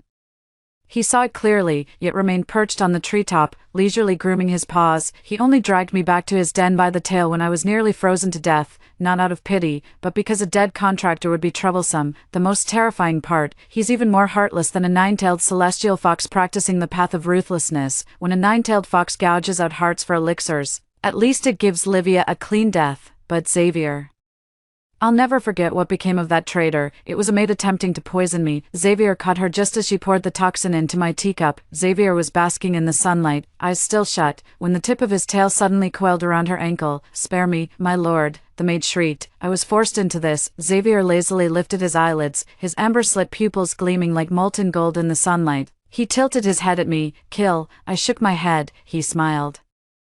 That was the first time I saw him smile, his sharp canines glinting coldly like he'd finally found an amusing plaything. 3 days later, the maid was discovered at the Fox clan's altar. She was still alive, only her entire skin had been meticulously flayed, hanging at the altar's center like a macabre garment. Xavier kept her barely alive with demonic energy, forcing her to watch as wild dogs tore at her flesh. Now that's what I call punishment, he purred, his tail swaying contentedly across my lap. Don't you agree, master? At this moment, Livia was gleefully stroking Xavier's severed tail. She had no idea every scar beneath her fingertips was deliberately left by Xavier, wounds he'd torn into himself last month while slaughtering an entire werewolf clan. Bored by their weakness, Xavier half closed his eyes as she stroked him, though the tip of his tail flicked with lethal precision. I recognized that tell. He was gauging the most efficient angle to snap her neck. Don't say I didn't warn you, sis. Livia flashed me a saccharine smile, her fingers trailing down Xavier's spine. Xavier's pupils contracted into thin slits. I nearly burst out laughing. It took me a whole decade in my past life just to make Xavier barely tolerate my touch, and Livia dares to provoke him like this. As long as you're happy, little sister, I said softly while stepping back. Just remember not to approach him during the full moon. That's the only advice you'll get. After all, during the first full moon in our past life, Xavier tore apart 3 of my handmaidens simply because they disturbed his sleep. Livia curled her lip dismissively, clearly unimpressed. Xavier suddenly looked up at me. Those amber eyes were unfathomably deep, carrying a hint of amusement. In my past life, had I not secretly mastered the Wolf clan's warfare tactics and laid careful plans? I could never have tamed his ferocity, but Livia didn't know. She only saw how Xavier swept through armies for me in our past life, never realizing what lengths I'd gone to achieve that outcome. Sis, you'd better worry about yourself, she murmured, idly tracing Xavier's ear tip with her finger. Xavier bared his teeth with a snarl, nearly snapping her finger off. 3, she yelped and jerked her hand back, her face turning ashen then flushing with panic. I watched her disheveled state quietly, then suddenly smiled. I whispered softly, after all, this heaven-sent fortune was always meant to be yours. She eyed me suspiciously, clearly taken aback by my composure. Our parents frowned nearby. Daphne, since your sister has chosen Xavier, you should take the nine-tailed celestial fox. Don't miss the auspicious hour. In my past life, they showed the same favoritism, forcing me to relinquish the best choice, but in this lifetime, I turned and walked straight behind the altar. where the Wolf Clan's wedding entourage stood waiting. I choose the Wolf Clan. The entire hall erupted in uproar. Nonsense, Father bellowed. The Wolf Clan is savage and cruel. How could they possibly be suitable matches? Livia sneered shrilly. Has elder sister lost her mind? Those barbaric beasts can't even shapeshift properly. I paid no heed, my gaze fixed solely on Simmer, the alpha leading the Wolf Clan. His silver hair gleamed like snow, those wolfish emerald eyes radiating feral cruelty, the stench of blood clinging to his very being. Whispers claimed he'd torn 3 betrothed brides limb from limb, yet I knew he was the true wild card that could turn the tide in the Beast World War. Contract. I extended my hand toward him. He narrowed his eyes, studying me for a moment before letting out a low chuckle, his sharp canines glinting faintly, not afraid of death. Meeting his gaze, I lightly traced my fingertip across his palm. Drawing blood, care to try? His eyes darkened abruptly as he seized my wrist. Contract sealed. Livia held Xavier with an utterly grim expression. Pathetic act, she hissed through clenched teeth. Let's see how long you'll last among the werewolves. I stared at Xavier in her arms, those vertical pupils glaring at me ominously as if seeing right through me. The corner of my lips curled slightly. This time, I won't make the same mistake again. For the Wolf Clan's territory was far more desolate than I'd imagined. Jagged black cliffs stood stark as icy winds howled through them, the moonlight cutting like blades. The wolf pack lurked in the shadows, their emerald eyes flickering in the darkness like spectral flames. Alpha Simmer strode ahead, his silver hair whipped by the wind, his silhouette sharp as a drawn sword. He didn't look back at me, nor did he speak. Not once has he glanced my way since the covenant ceremony ended. I followed him in silence through the stone forest, my boots crushing scattered bones beneath. His dwelling was far more modest than I'd imagined. No Fox Clan's lavish drapes, no delicate incense, just a stone bed, a rough-hewn table, and walls lined with weapons. He unbuckled his sword and tossed it onto the table before speaking at last. You can take the bed. His voice was ice cold. I raised an eyebrow. And you, I'll keep watch. With that, he turned to leave. Wait, I called after him. The pact is sealed, shouldn't we discuss this? Simmer halted mid-step, turning his face toward me. Moonlight slanted through the cave entrance, etching his sharp profile. Those wolfish eyes gleamed coldly in the shadows. What do you want to discuss? For example, why did you agree to the contract? I met his gaze directly. The werewolf clan clearly has no need for political marriages. Simmer stared at me for several seconds before suddenly letting out a derisive chuckle. You sisters are playing your games, using me as a pawn. His voice dropped low. I don't take advantage of others. If you're unwilling, we can still nullify the contract now. So that's how it is. He thought I was just grabbing any werewolf as a scapegoat because Livia had backed me into a corner. I suddenly laughed. He was just as endearing as in our past life. Who said I wasn't willing? He frowned. I approached slowly, fingertips grazing the saber he'd tossed onto the table. Its hilt was wrapped in tattered cloth, faint bloodstains seeping through. This blade, it's the relic of Luca, the Wolf Clan's general, isn't it? I met his gaze. During the Northern Campaign 3 years ago, he single-handedly held the pass against the demon horde for 7 days and nights, died of exhaustion, but not before taking the enemy commander's head with this very sword. Simmer's pupils contracted sharply. How did you know? I didn't answer, instead pointing at the map on the wall. The Wolf Clan's training ground defense layout has a flaw in the third line. If enemies attack from the eastern cliffs, your sentries won't have time to react. His breathing noticeably grew heavier. And this, I picked up a bamboo scroll from the table. Volume 7 of the Wolf Clan's Art of War contains an error. Torch signals shouldn't be used for night raids. They're too easily spotted. Simmer suddenly grabbed my wrist. Who the hell are you? His grip was terrifyingly strong, sending dull pain through my wrist, but I didn't struggle, merely meeting his gaze with calm composure. I secretly studied your Wolf Clan's warfare tactics, I murmured, but only by peeking from the shadows, never dared to enter the training grounds openly. His fingers loosened slightly. I twisted my hand to grip his wrist, fingertips pressing against his pulse point where a crimson curse mark lay hidden beneath the arm guard. A generational werewolf curse. I want to break this for you. His expression finally shifted. 6. The werewolf curse originated from an ancient betrayal a millennium ago. The purer the bloodline, the stronger the suppression. That's why Alpha Simmer, despite his formidable power, could never lead the pack to resurgence. In my past life, it took me 5 years to decipher the curse-breaking ritual, but death claimed me before I could lift it from him. This time, I pricked my fingertip and let the blood drip onto the cursed markings encircling his wrist.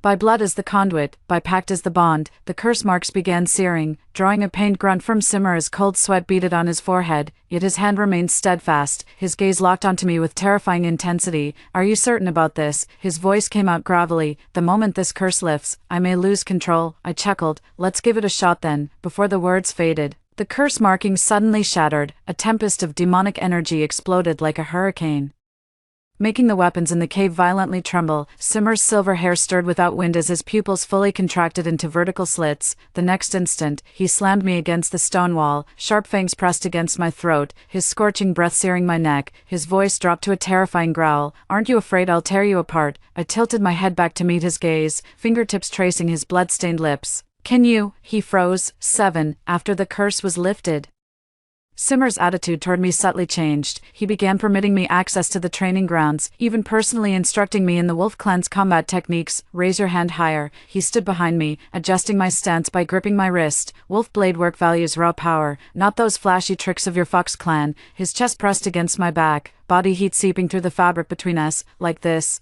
I deliberately leaned back against him. His breath hitched before giving my waist a punishing pinch. "Focus." I burst out laughing. Sometimes I'd stay in the study till late at night. Simmer initially watched with cold indifference, but gradually started tossing blankets over me when I fell asleep. Later, on a stormy night, thunder rumbled across the sky. As I dozed off in the study with bamboo scrolls in my arms, I faintly sensed someone lifting me up. "Simmer," I murmured groggily, forcing my eyes open. Pressing his lips together in silence, he strode toward the bedchamber and laid me on the couch. I grabbed his sleeve. "Where are you going?" "Night watch. It's raining outside." "Wolves don't fear the rain." I sighed and scooted over on the bed. "Come up here." He froze in place. "Just sleeping," I said helplessly. "I promise I won't touch you." He stared at me for a long moment before finally lying down fully clothed, his back turned to me, stiff as a drawn bow. I stifled a laugh and poked his back. "What are you so nervous about?" He grabbed my wrist abruptly, his voice hoarse. "Go to sleep." 8. Simmer's blade sliced through the morning mist, leaving a razor-sharp afterimage in the air. I stood at the edge of the training ground, channeling demonic energy to my fingertips as I pinned a falling maple leaf onto the distant archery target. "Power is sufficient, but your aim needs work." Simmer sheathed his sword and stepped behind me, his large hand covering mine to adjust my draw. His breath brushed my ear, carrying a faint scent of pine. "Drop your wrist another quarter inch." Following his guidance, I released the arrow. It whistled through the air and struck dead center. Rapid improvement. The corner of his mouth lifted, his usually stern eyes revealing rare approval. Since breaking the curse, Simmer's power has surged dramatically. Under his leadership, the Wolfkin have conquered 3 demon strongholds in succession. Leveraging their resources, I've not only mastered the battle tactics I secretly learned in my past life but also begun training in the Wolfkin's secret archery techniques. From a distance, the Wolfkin General Quinton strode forward and saluted with clasped fists.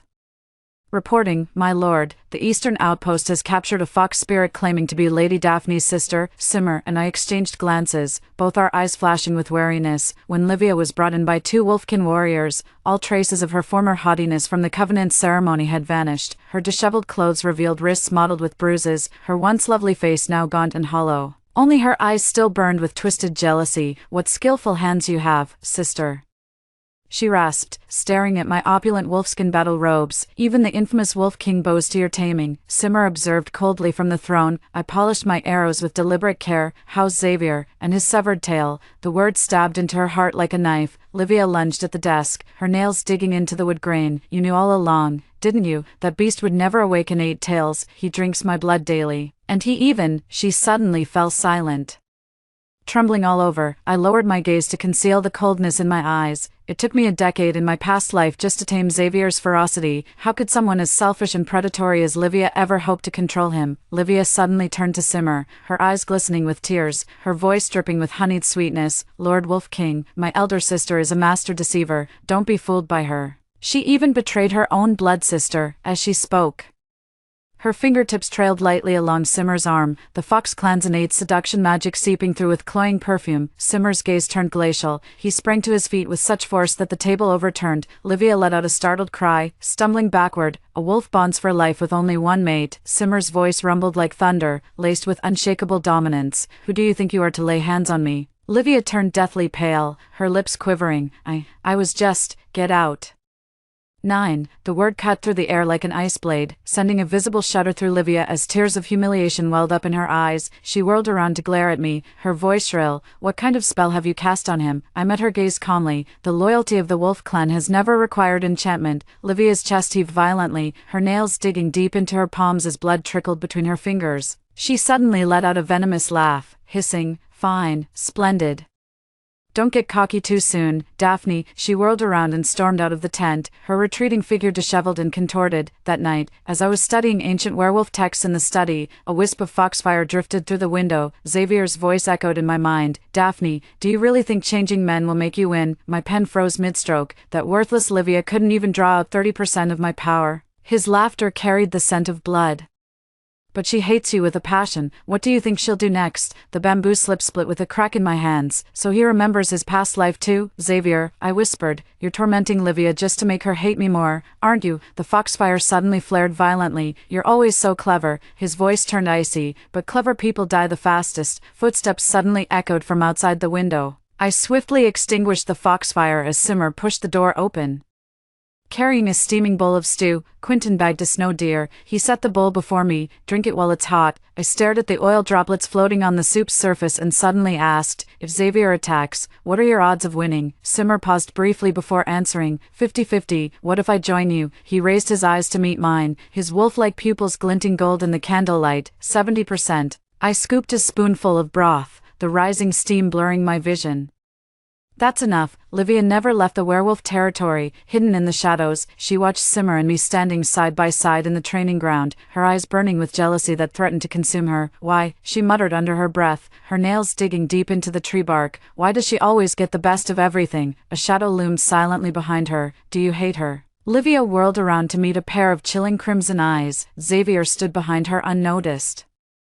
His lips curled into a cruel smirk. I can help you, he whispered, if you're willing to pay the price. Livia's pupils contracted slightly, but soon she smiled, a twisted, manic grin. I'll do anything to make her suffer. 10. Simmer's fingers drummed against the stone table, the hollow echoes reverberating through the silent war tent. The battle reports spread across the table told a grim tale. The eastern fortress had fallen. The northern granaries lay in ashes. Vanguard Commander Quentin has turned traitor. The flickering candlelight cast shadows across his chiseled profile. Those wolfish emerald eyes burned with suppressed fury. Quentin served under me for 30 years. His voice dropped to an icy growl. That man would sooner sever his own arm than betray the wolf clan. I stood beside him, fingers absently tracing the fletching of my arrows. Yet last night, Quentin himself unbarred the gates of the eastern fortress, allowing Xavier's demonic hordes to storm in unopposed.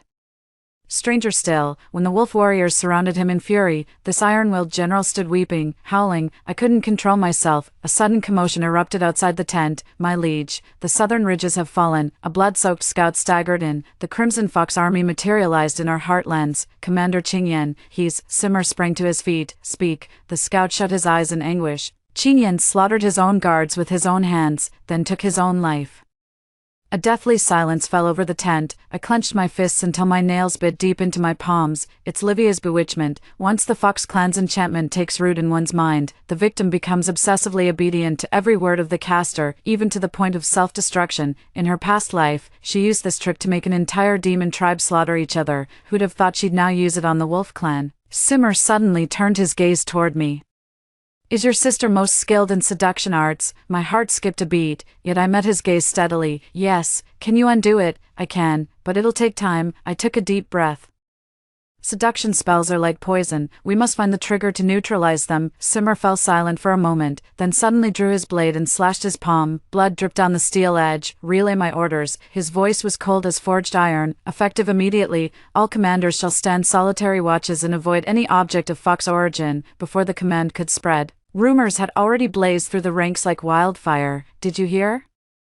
Those traitorous commanders all handled the amulets gifted by Lady Daphne. Her sister's a Crimson Fox contractor. Who knows if they're in this together? My brother died in the Eastern Territories. If it weren't for that fox witch. Whispers fermented in every corner of the camp. As I crossed the training grounds, a wolf-blooded youth with a severed foot suddenly rushed out and collapsed to his knees before me. I beg you. His forehead pressed into the dirt, voice choked with sobs.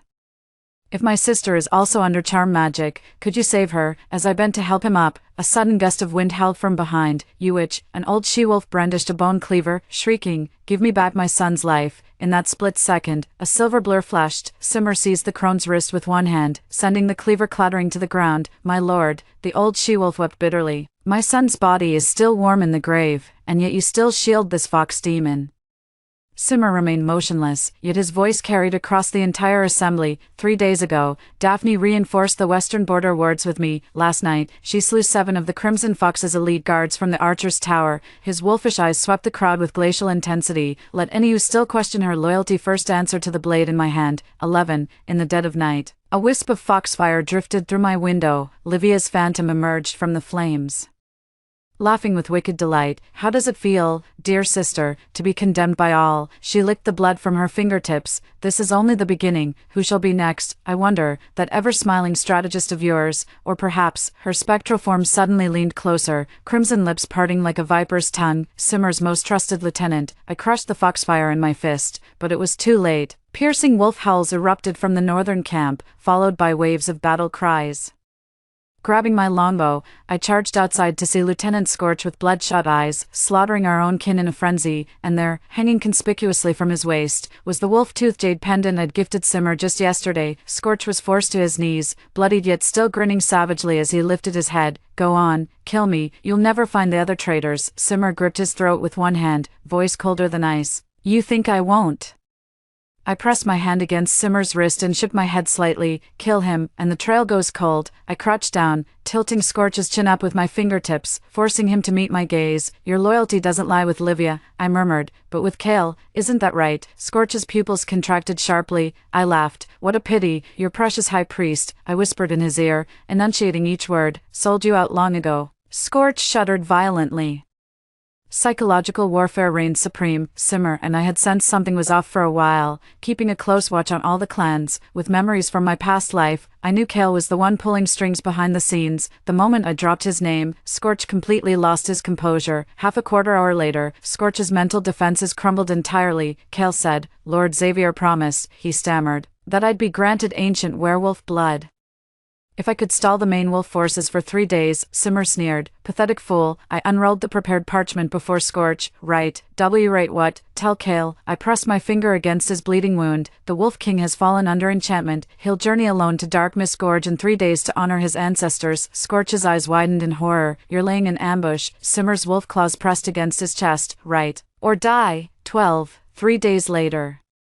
Black Mist Gorge, I lurked in the cliff's shadow, watching Kale slink into the valley. The revered elder priest, usually dignified, now hunched over with his staff flickering with message runes. He signaled. Simmer's voice echoed through their pact. Crimson demonic clouds instantly stained the distant horizon. Xavier's vanguard had arrived. Kale rubbed his hands in excitement before freezing abruptly, because Simmer, who should have been under the charm spell, was standing before him completely unharmed. You didn't, fell for the charm spell. I stepped up from behind Kale, holding the message talisman he just sent between my fingers. Thanks to the jade pendant you gave me. Kale's face turned ashen. Xavier's ambush troops sensed something amiss the moment they charged into the canyon. Retreat, roared the Crimson Fox captain of the Royal Guard. Too late.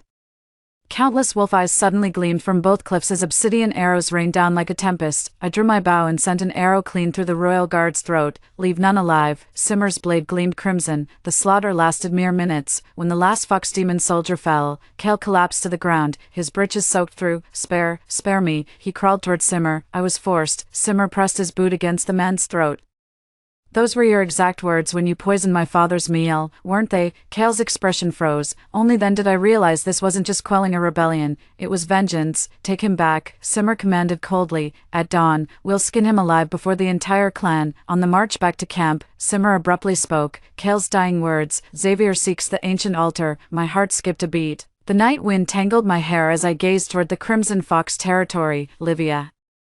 You've backed the wrong horse this time. 13. Simmer's fingers paused at the edge of the sand table, his wolf-like eyes dark as abyss in the candlelight. Are you sure they'll buy it? He murmured, his voice carrying a barely perceptible tension. I chuckled softly, tapping the blood-stained jade slip with my fingertip. Crimson foxes are inherently suspicious. The more elusive something appears, the more fiercely they'll believe in it.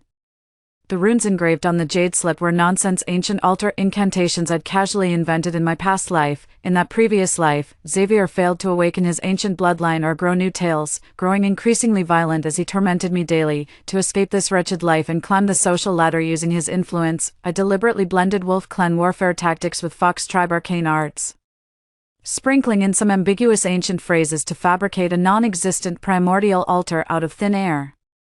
There never was any primordial altar, I simply used my heart's blood as a catalyst to awaken his ancient lineage, but Xavier's obsessive and covetous nature being what it is, if he ever learned my heart's blood held such power, he'd have me carving out my own flesh daily for his harvest. Simmer lowered his gaze, eyes resting on my face like a silent inquisition. I fell silent for a moment. All right, I believe you. His voice was low and resolute, like a solemn vow. My heart stirred as I reached to cover his hand with mine. Do you trust me? His fingers closed firmly around mine in a reverse grip, always, without hesitation or doubt, as if every word I spoke was gospel truth to him. I couldn't help but laugh. What if I told you this ancient altar never existed? The corners of Simmer's lips curled into a rare smile. So what? He murmured. If you're lying to him, I'll lie with you. Unconditional trust is the purest form of a wolf's loyalty.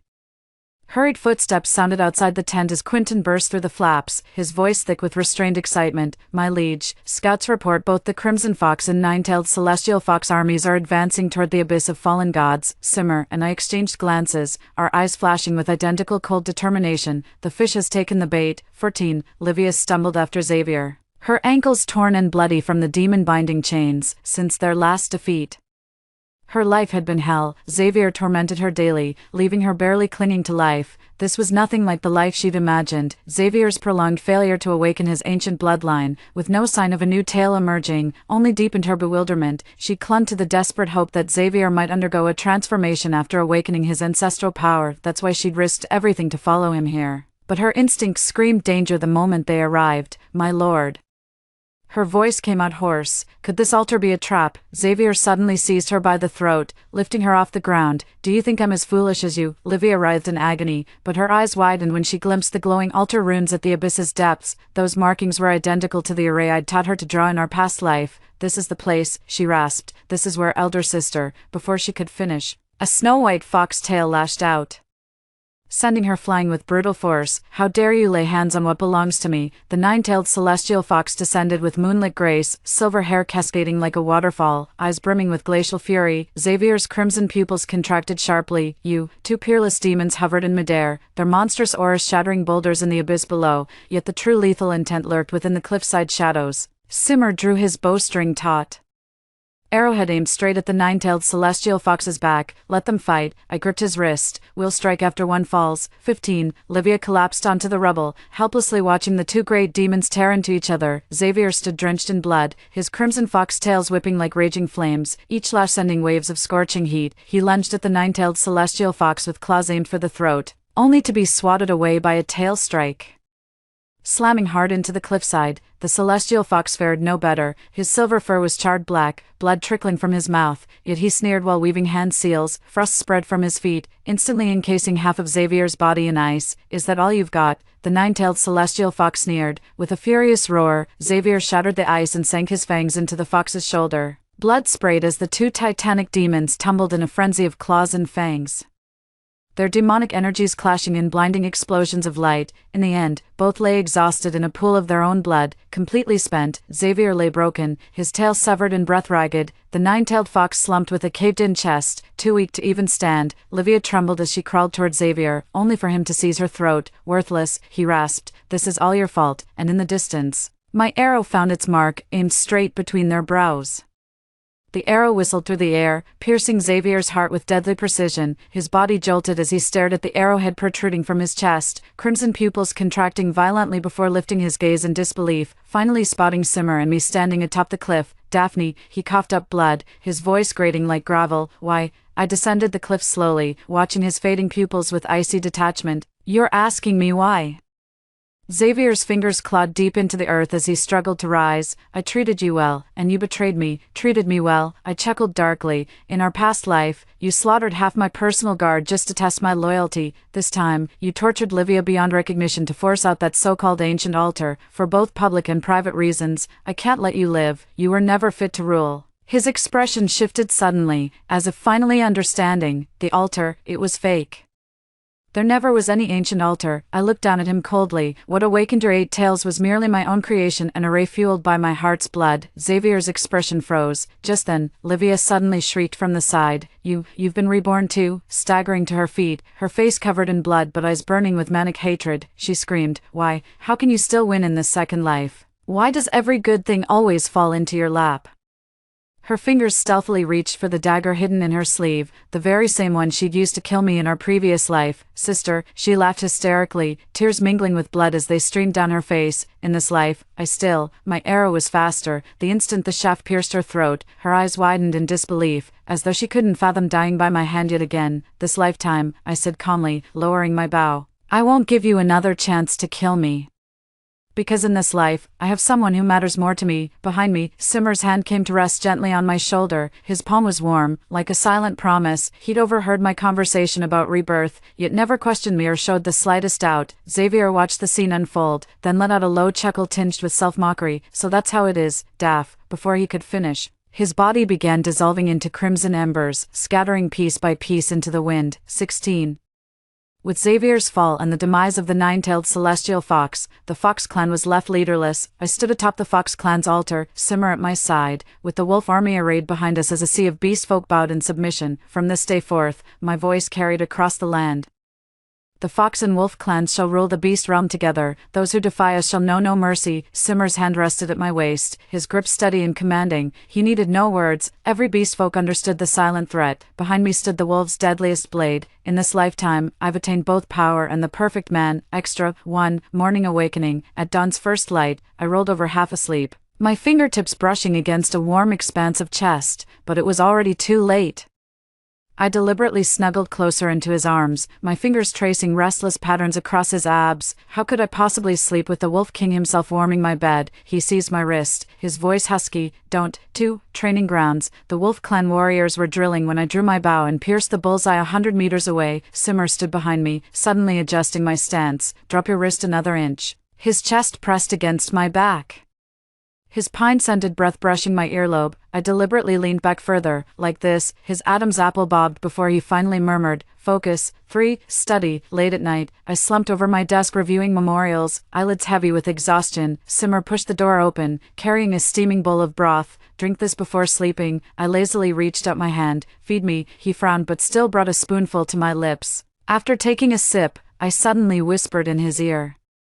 Truth is, I've liked you since our past life. Simmer's hand froze, especially when I was secretly studying the Wolf Clan's tactics. I whispered, You noticed, but deliberately pretended not to see. His eyes darkened abruptly as he suddenly cupped the back of my head and kissed me, so he had known all along. Later, the beast realm was unified, and peace prevailed across the lands. Simmer still scowled while scolding the lazy wolf cubs, while I continued scheming against the unruly beastkin chieftain with a smile. Yet when night fell and silence reigned, he'd always pull me into his embrace, fingers twining through my hair as he murmured, In this lifetime, I won't let you face the world alone again. The end. Story 2. Run. The zombie outbreak is imminent. I shouted this once again, while inside a mental hospital. No one believed me, and even less believed that this was my third time experiencing the apocalypse.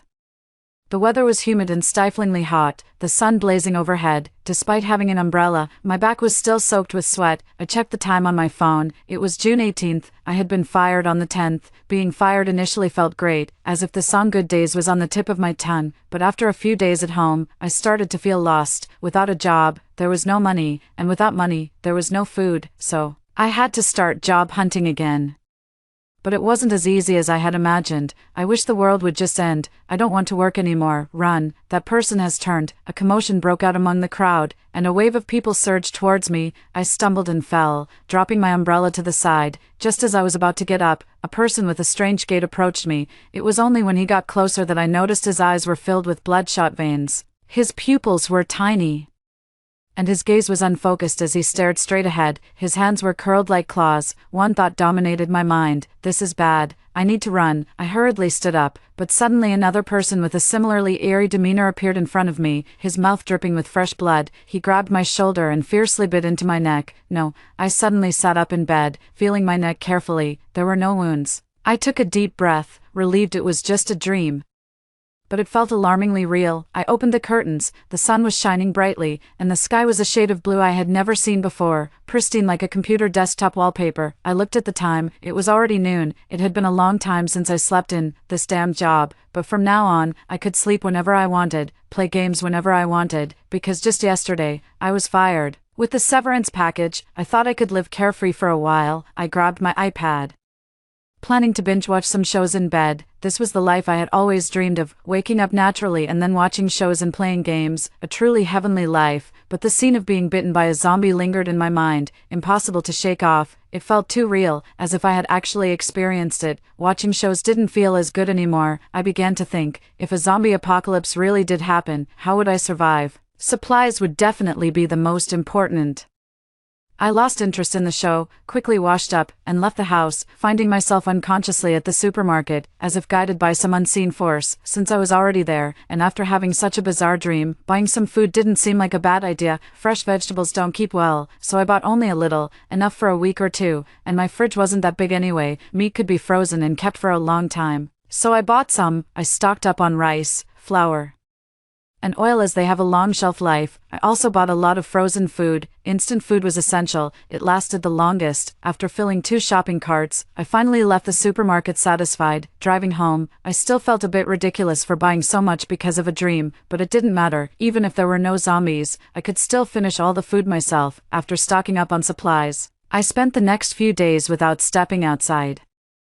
I lounged at home for about 5 or 6 days. My activities were confined to my bed, where I watched shows, played games, and slept. Life couldn't have been more carefree. However, this lifestyle soon led to anxiety. Without work, there was no income. I could probably sustain this way of living for a year or two, but what would happen after that? So, I decided to go out and look for a job. I interviewed with 2 companies in one morning. One thought I lacked experience, while the other considered me too old. It seemed only those freshly graduated from university with 3 years of work experience could meet their criteria. I wish the world would end. Job hunting is so frustrating. Run. That person has mutated. What? Wasn't that the dream I had a few days ago? The events that followed were shocking. A crowd surged toward me. Just like in my dream, I quickly ran to a taxi by the roadside. Driver, to Guitar Gardens, and please hurry. What's going on up ahead? Why is everyone running? Driver, what if I told you that a zombie outbreak was about to happen? Would you believe me? The driver didn't respond immediately. He glanced at me through the rearview mirror, probably thinking I was crazy. We soon arrived at the base of my apartment building. After paying, I got out of the taxi and carefully surveyed the surroundings. There were still people walking around within the community. The zombies hadn't reached here yet. However, the outbreak site wasn't far, and the zombie virus would likely spread here soon. After ensuring the environment was momentarily safe, I quickly went upstairs and sighed in relief the moment I closed the door. Back in my room, I began to calmly assess my situation. The supplies I had purchased a few days ago weren't much, only enough for about 20 days. My apartment was on the 15th floor, and the windows were likely secure against zombies. The door was a reinforced security door, which should withstand the current strength of the zombies' attacks, so I was temporarily safe. But what would I do after 20 days? I wouldn't last long without food. After thinking for a long time and not coming up with a better solution for the supply issue, I decided not to worry about things that hadn't happened yet. There must be a way out of this. I checked YouTube and saw that the zombie virus outbreak in City A had quickly topped the trending list, even marked with an explosion icon for emphasis. Clicking on the trending topic, I found the situation was far worse than I had imagined. The virus had broken out in the city center, where the high population density accelerated the infection rate. Some people, chasing clout, were live-streaming close encounters with zombies biting others.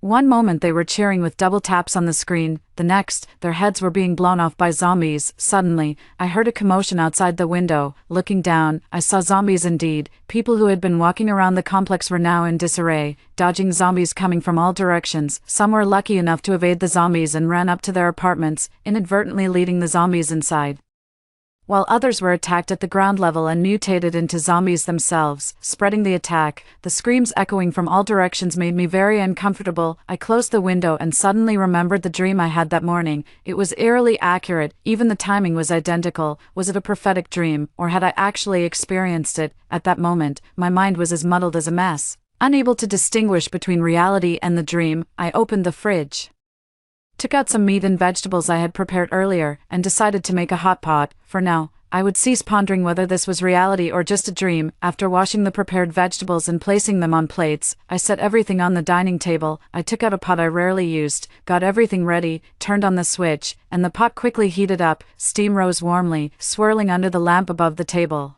softening the bright light into a gentle glow. The mist and the bubbling hot pot momentarily distracted me from the troubles of life. After finishing the hot pot, I suddenly remembered that my parents were still in City B. I had no idea how they were doing, so I hurriedly dialed my mom's cell phone. "The subscriber you have dialed is out of service area. Please try again later." How could this be? I had never had this issue when calling my parents before. I took out my phone to try contacting others, but without exception, everyone was out of the service area. It was bizarre, as if I was isolated from the world. I stood frozen, a cold fear spreading through me as if someone had dumped a bucket of ice water over my head, chilling me to the bone. Thud, thud, thud. Suddenly, there were strange noises in the hallway. Could there be other survivors in this building? I rushed to the living room and peered through the peephole. The sight outside was shocking. Several mutated people staggered down the hallway, their eyes hollow, with blood on their mouths and neck wounds still bleeding. It seemed most people in the building had mutated. It was deep into the night outside, and to my surprise, I could see stars shining brightly, a rare sight due to the air pollution that usually blanketed the city. Considering the clear blue sky I had seen during the day and the impossibility of reaching anyone by phone, the situation was clearly more complex than just a zombie outbreak. Yesterday's fears had kept me up late, causing me to rise at noon today. I stood in front of the curtains, hoping that yesterday was just a nightmare. I wished that when I opened the curtains, I would see the annoying old ladies dancing in the square below, the children playing around, things I used to despise but now longed to see. Taking a deep breath, I drew the curtains, only to see groups of zombies wandering below, searching for their prey. Suddenly among them, I spotted a familiar figure. I put on my glasses for a better look. It was Mrs. Liu, who had just fought with me the day before yesterday. Recently, I'd been waking up late, and the old ladies would start their dance right on schedule at 10 a.m. While I was still asleep, woken by the noise, I had gone down to confront them and, of course, lost. I returned home defeated, with an extra pair of earplugs. Seeing her like this now, I felt a profound disconnection. My normal life and the current situation seemed like two different worlds. In the following days, I stayed in my small apartment, consuming the food I had stored. Occasionally, I'd open the curtains to see only the zombies and the clear sky outside. What truly terrified me wasn't just the zombies outside but also the inability to contact anyone, the fear of being completely isolated. I turned on the TV, but there were no channels, just darkness, even with food still available. I felt I might not last much longer. After a week, I heard a disturbance downstairs. Looking down, it seemed a person in a dark green anorak, wielding a long axe, was dodging the zombies' attacks with agile movements. In just a few minutes, he had felled many zombies. Just as I thought he might escape the danger, a little girl suddenly ran out nearby. Her screams attracted more zombies. If he had ignored her, he might have had a chance to escape, but he turned back, running toward the girl. A zombie was about to reach her when he blew its head off, picked up the girl, and tried to escape with her. Yesterday, a meteorite struck the highway, creating a large crater and rendering it temporarily unusable. When will it be fixed? I'm in a hurry. I can't say for sure. I had no choice but to turn back. What exactly happened? Is someone using City A as a testing ground? But why did I wake up 3 times on the same day? Why can't I reach my parents? There are too many questions and uncertainties. I can't make sense of it all right now. The only thing I need to do at the moment is to leave City A. My intuition tells me that I'll be safe as soon as I get out of City A. But the high-speed rail has been closed, and the only way out of City A now is through the forest in the development zone. However, that area is scarcely populated and inconvenient for driving. I decided not to think further and just set off, so I drove towards the primeval forest on the edge of City A. Once there, I immediately abandoned the idea. The forest was dense, and wild animals were roaming. I might end up feeding wolves before even reaching City B. In a panic, I drove to the police station, my last hope. If the police could set up a control at the initial site of the zombie appearance and eliminate the first zombie, then City A might be saved. "Miss, what can I help you with?" a policewoman at the door asked in a mechanical voice. "I need to report an emergency." I was then taken to an interrogation room. "You're saying that in 7 days, a zombie virus will break out in City A, and ultimately the city will fall?" "Yes, officer, please believe me. This is the 3rd time I've experienced this." I almost roared at the police, but they just looked at me with a half-smiling expression. "So, you mean we need to set up control on the 18th in the city center square and eliminate the first zombie to effectively prevent this outbreak?" "Yes," I firmly answered the officer's question. "Oh, but I think this isn't something for the police to handle. I've already called the psychiatric hospital, and they'll be sending someone to pick you up soon."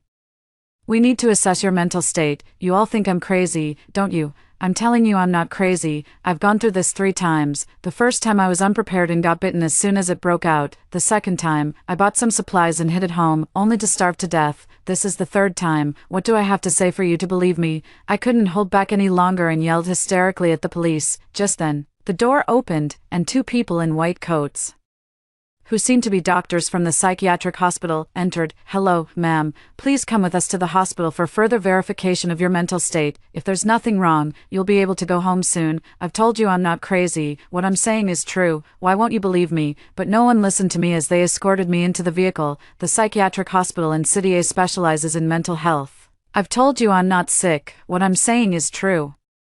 "Let's start with a psychological test," said the emotionless doctor in a white coat in front of me. A nurse took me to a computer, and as I looked at the mental test on the screen, I felt it was absurd. I'm perfectly sane. Why won't they believe me? First question: do you often feel like the world is going to end? A. Often. B. Occasionally. C. Never. It's not that I think the world is going to end. It's that there really is a zombie outbreak about to happen. Please calm down, ma'am.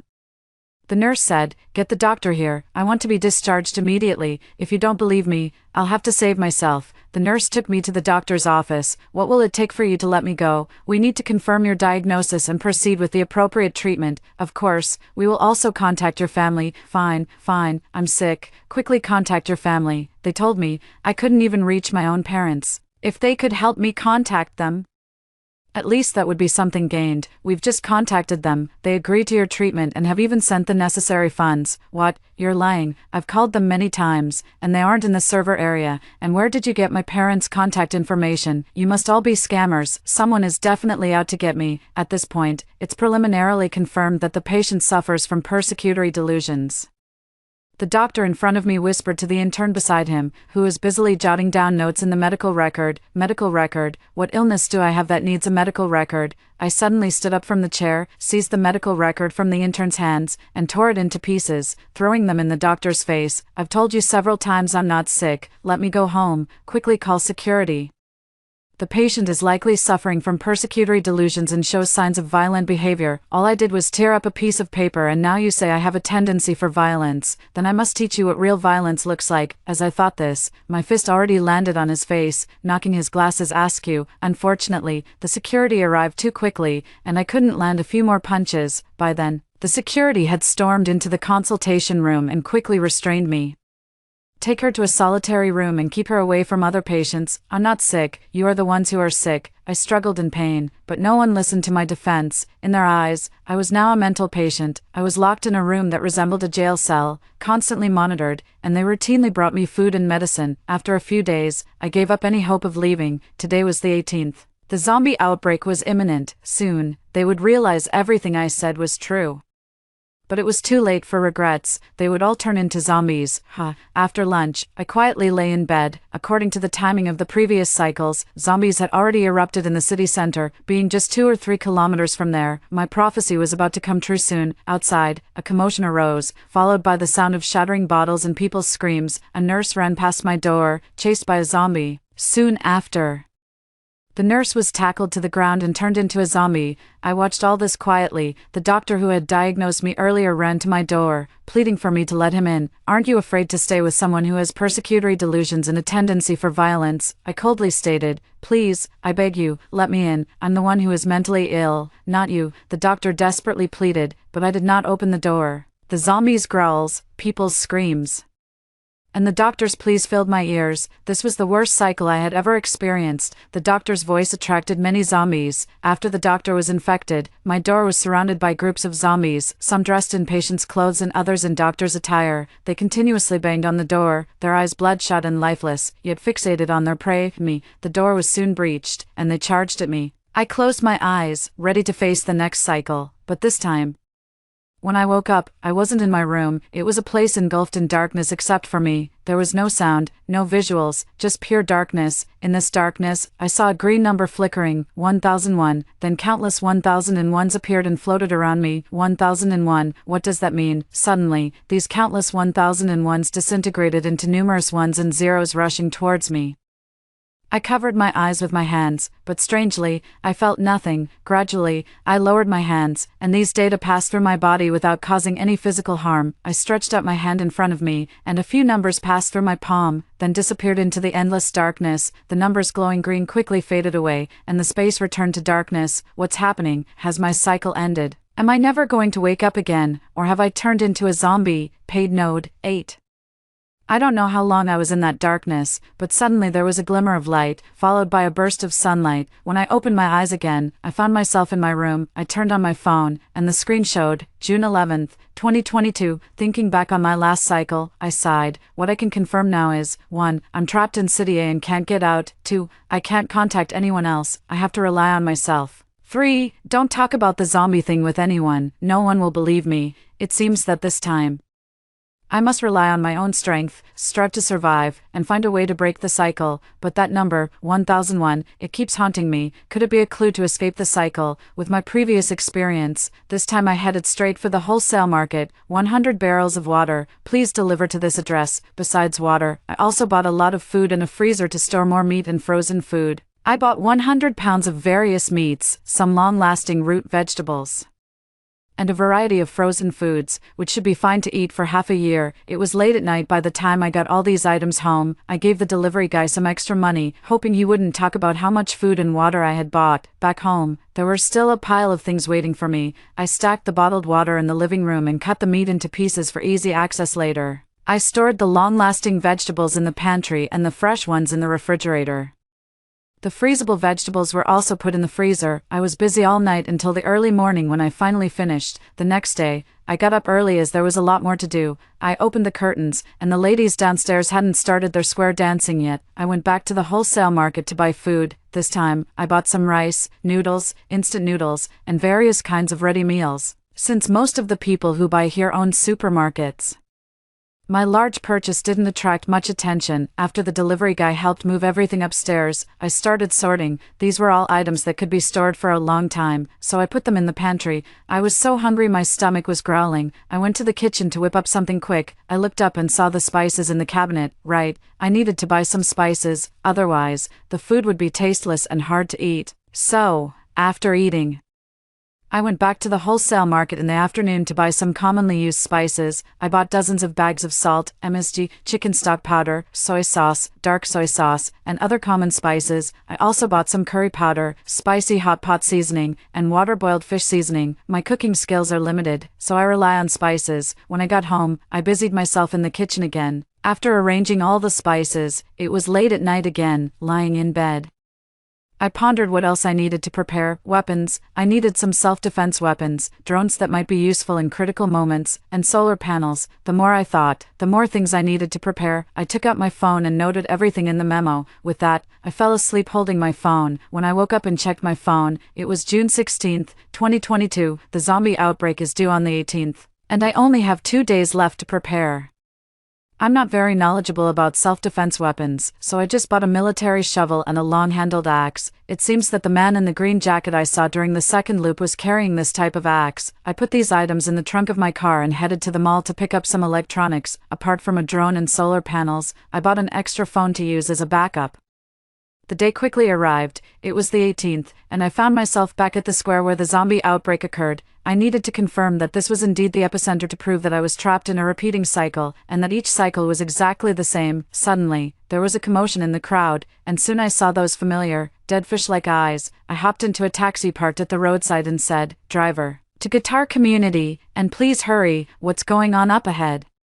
"Why are so many people running?" the driver asked. I almost blurted out that a zombie outbreak had occurred, but remembering how I ended up in a psychiatric hospital during the last cycle, I swallowed my words. Looking out the window, I calmly replied, "It's nothing serious. A few psychiatric patients from the second hospital got out and they are a bit aggressive." Soon, I arrived at my apartment building. As I got out of the taxi, I saw a familiar figure, the child who had led to the man in the green jacket being surrounded by zombies. I approached the child and told him, "Your mom is looking for you. Go upstairs quickly." The child looked puzzled but still ran towards another building and went up. I hurried upstairs myself, locked the door, and barricaded it with the refrigerator, just in case. After securing everything, I retreated to my bedroom, drew the curtains, put on my headphones, and isolated myself from the chaos and screams outside. I reassured myself, you didn't do anything wrong. Remember how they treated you in the last cycle. During the initial outbreak, there were occasional screams and zombie roars outside, but after a few days, the neighborhood fell into a deathly silence. Most people were infected, and those who weren't infected didn't dare make a sound. Only the zombies slowly roamed around the complex, looking for their next target. This time, I had stockpiled a significant amount of supplies, so I didn't have to worry about starving like I did during the second cycle. My life hadn't changed much, except that I couldn't go outside. The only thing I did daily was cook, and occasionally I exercised to keep fit. Sometimes, I would peek through the curtains to check outside, but the scene was always the same, groups of zombies wandering around the complex. There was nothing interesting to see, yet.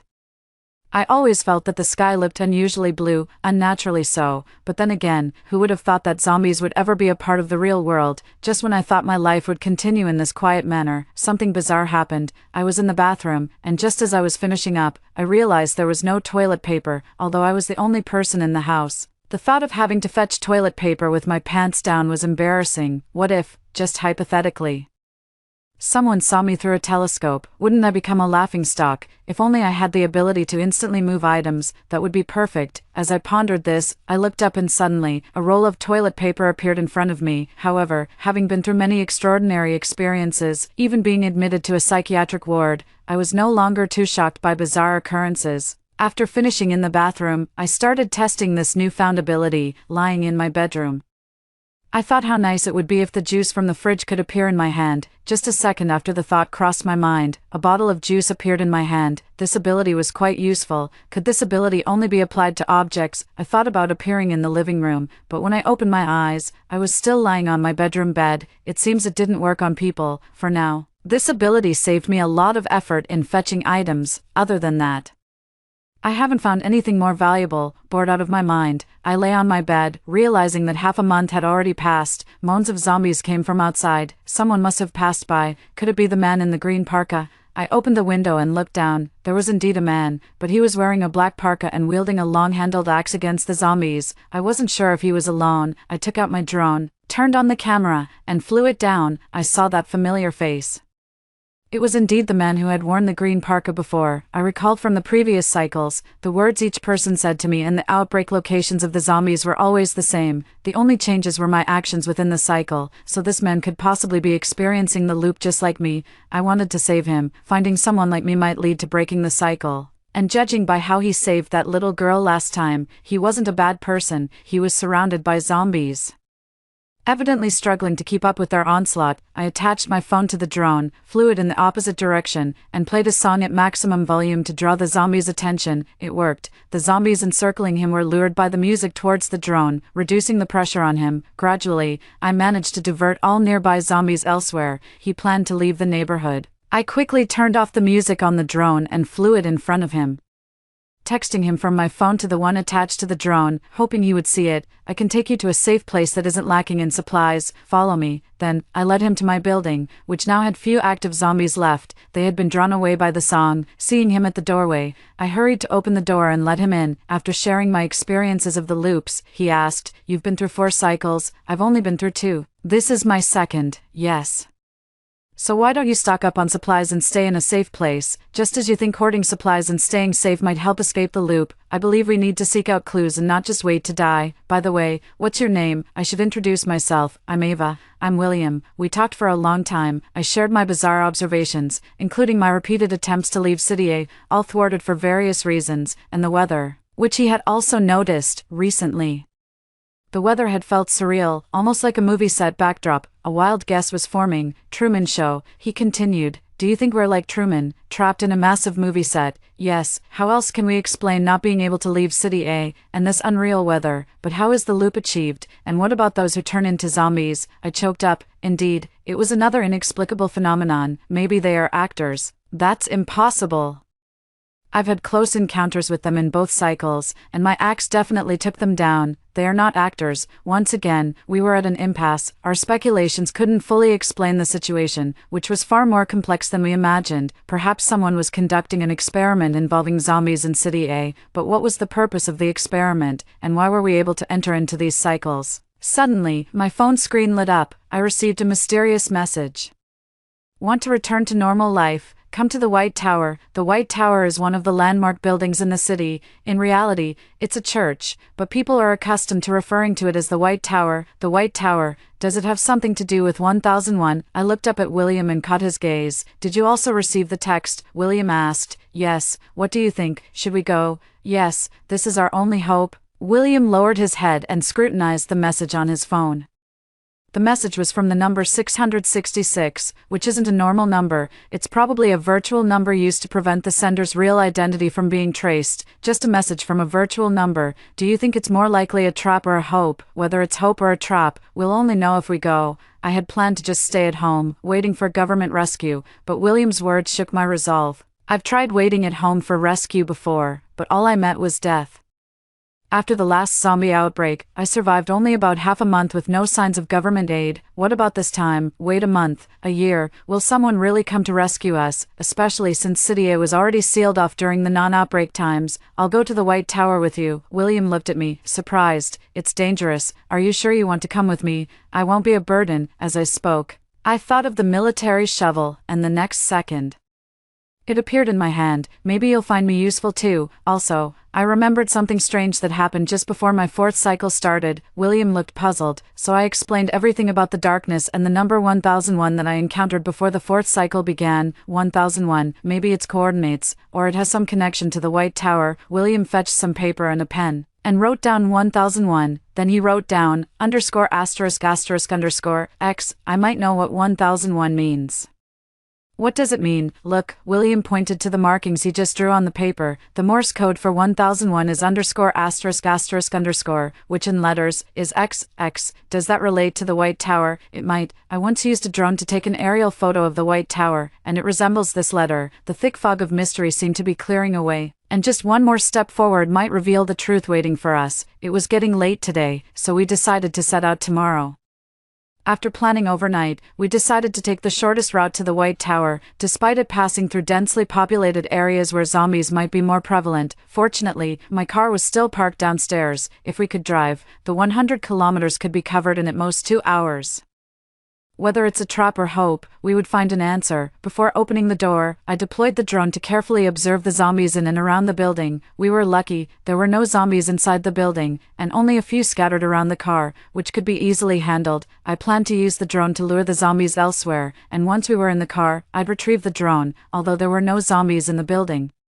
We still took great care to make no noise as we left, to avoid attracting any to our location. The drone flew away from the car, playing music, and drew the zombies away. William and I quickly got into the car. I inserted the key and started the engine, but the noise was loud, and soon a few zombies came running towards us. Fortunately, the car started successfully, and we managed to escape the few zombies. After leaving the residential area, I was stunned by the scene in front of us.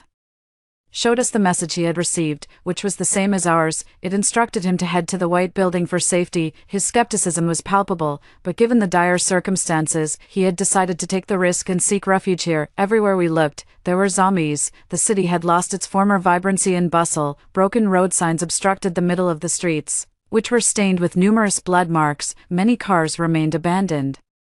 Their owners likely turned into zombies. We soon encountered a major problem. The road was littered with too many obstacles, including abandoned cars and zombies, preventing us from driving normally. Moreover, with so many zombies on the streets, even a skilled race car driver would inevitably hit obstacles, attracting more zombies to us. I thought I was being cautious, but our car still drew a large number of zombies. When in a dormant state, zombies move very slowly, only becoming agile when stimulated by loud sounds. The zombies trailing our car were as fast as sprinters, and terrifyingly, they never tired. We can't keep driving, William said, looking back at the zombies following us. This car is like a moving metal coffin now. What do we do then? With so many zombies behind us, we'll be torn apart if we stop. I glanced at the rearview mirror. There were at least hundreds of zombies following us.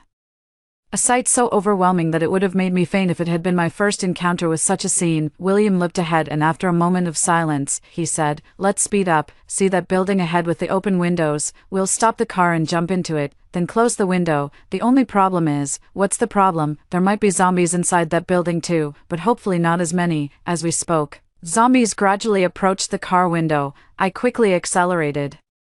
Flinging them off, I checked the dashboard, confirming William's point that driving was no longer an option as we were almost out of fuel. Following William's plan, I sped up, shaking off the zombies for a few hundred meters, then parked the car beneath the window. We quickly got out and climbed through the window. There weren't many zombies inside the building, and William managed to take them out on his own. We moved cautiously through the building, making as little noise as possible.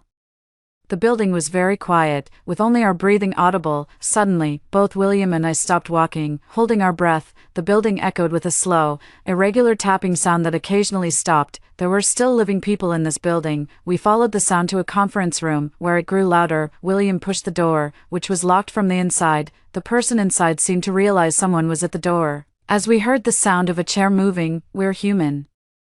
Not zombies," I whispered. The sound of the chair moving again came from inside, and then the door was unlocked. We entered and immediately locked the door behind us. The man inside wore black-rimmed glasses and a shirt, with a laptop on the table. "Why are you here?" he asked cautiously. We explained everything to him, including the message about heading to the White Building and why we came to this building. We left out the part about the loop, as such things could make uninformed people think we were delusional. "Are you talking about this message?" he asked, raising his phone. We saw the content of the text message. "Want to return to normal life? Come to White Tower." William and I looked up at each other simultaneously. I asked, "Anything else? Have you encountered any other strange occurrences, like a loop?" But I didn't mention the loop out loud. The person hesitated for a moment, then continued, "Actually, there is.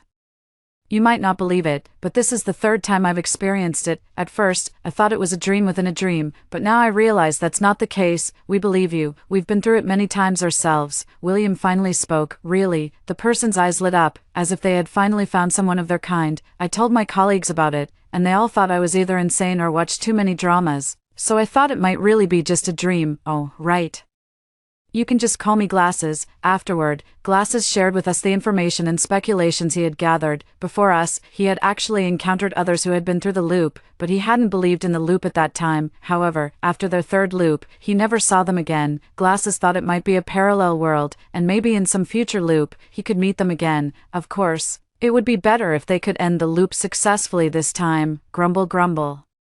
From the time we left in the morning until now, we hadn't eaten anything, and our stomachs were growling. Thinking of convenience food, those items immediately appeared in my hands. Glasses wasn't too surprised by this, merely commenting, "It seems you and I possess some strange abilities, too." "You have them too. What's your ability?" Glasses put his hand to his chest, and a wall-like barrier of air immediately formed around him, impenetrable to outsiders.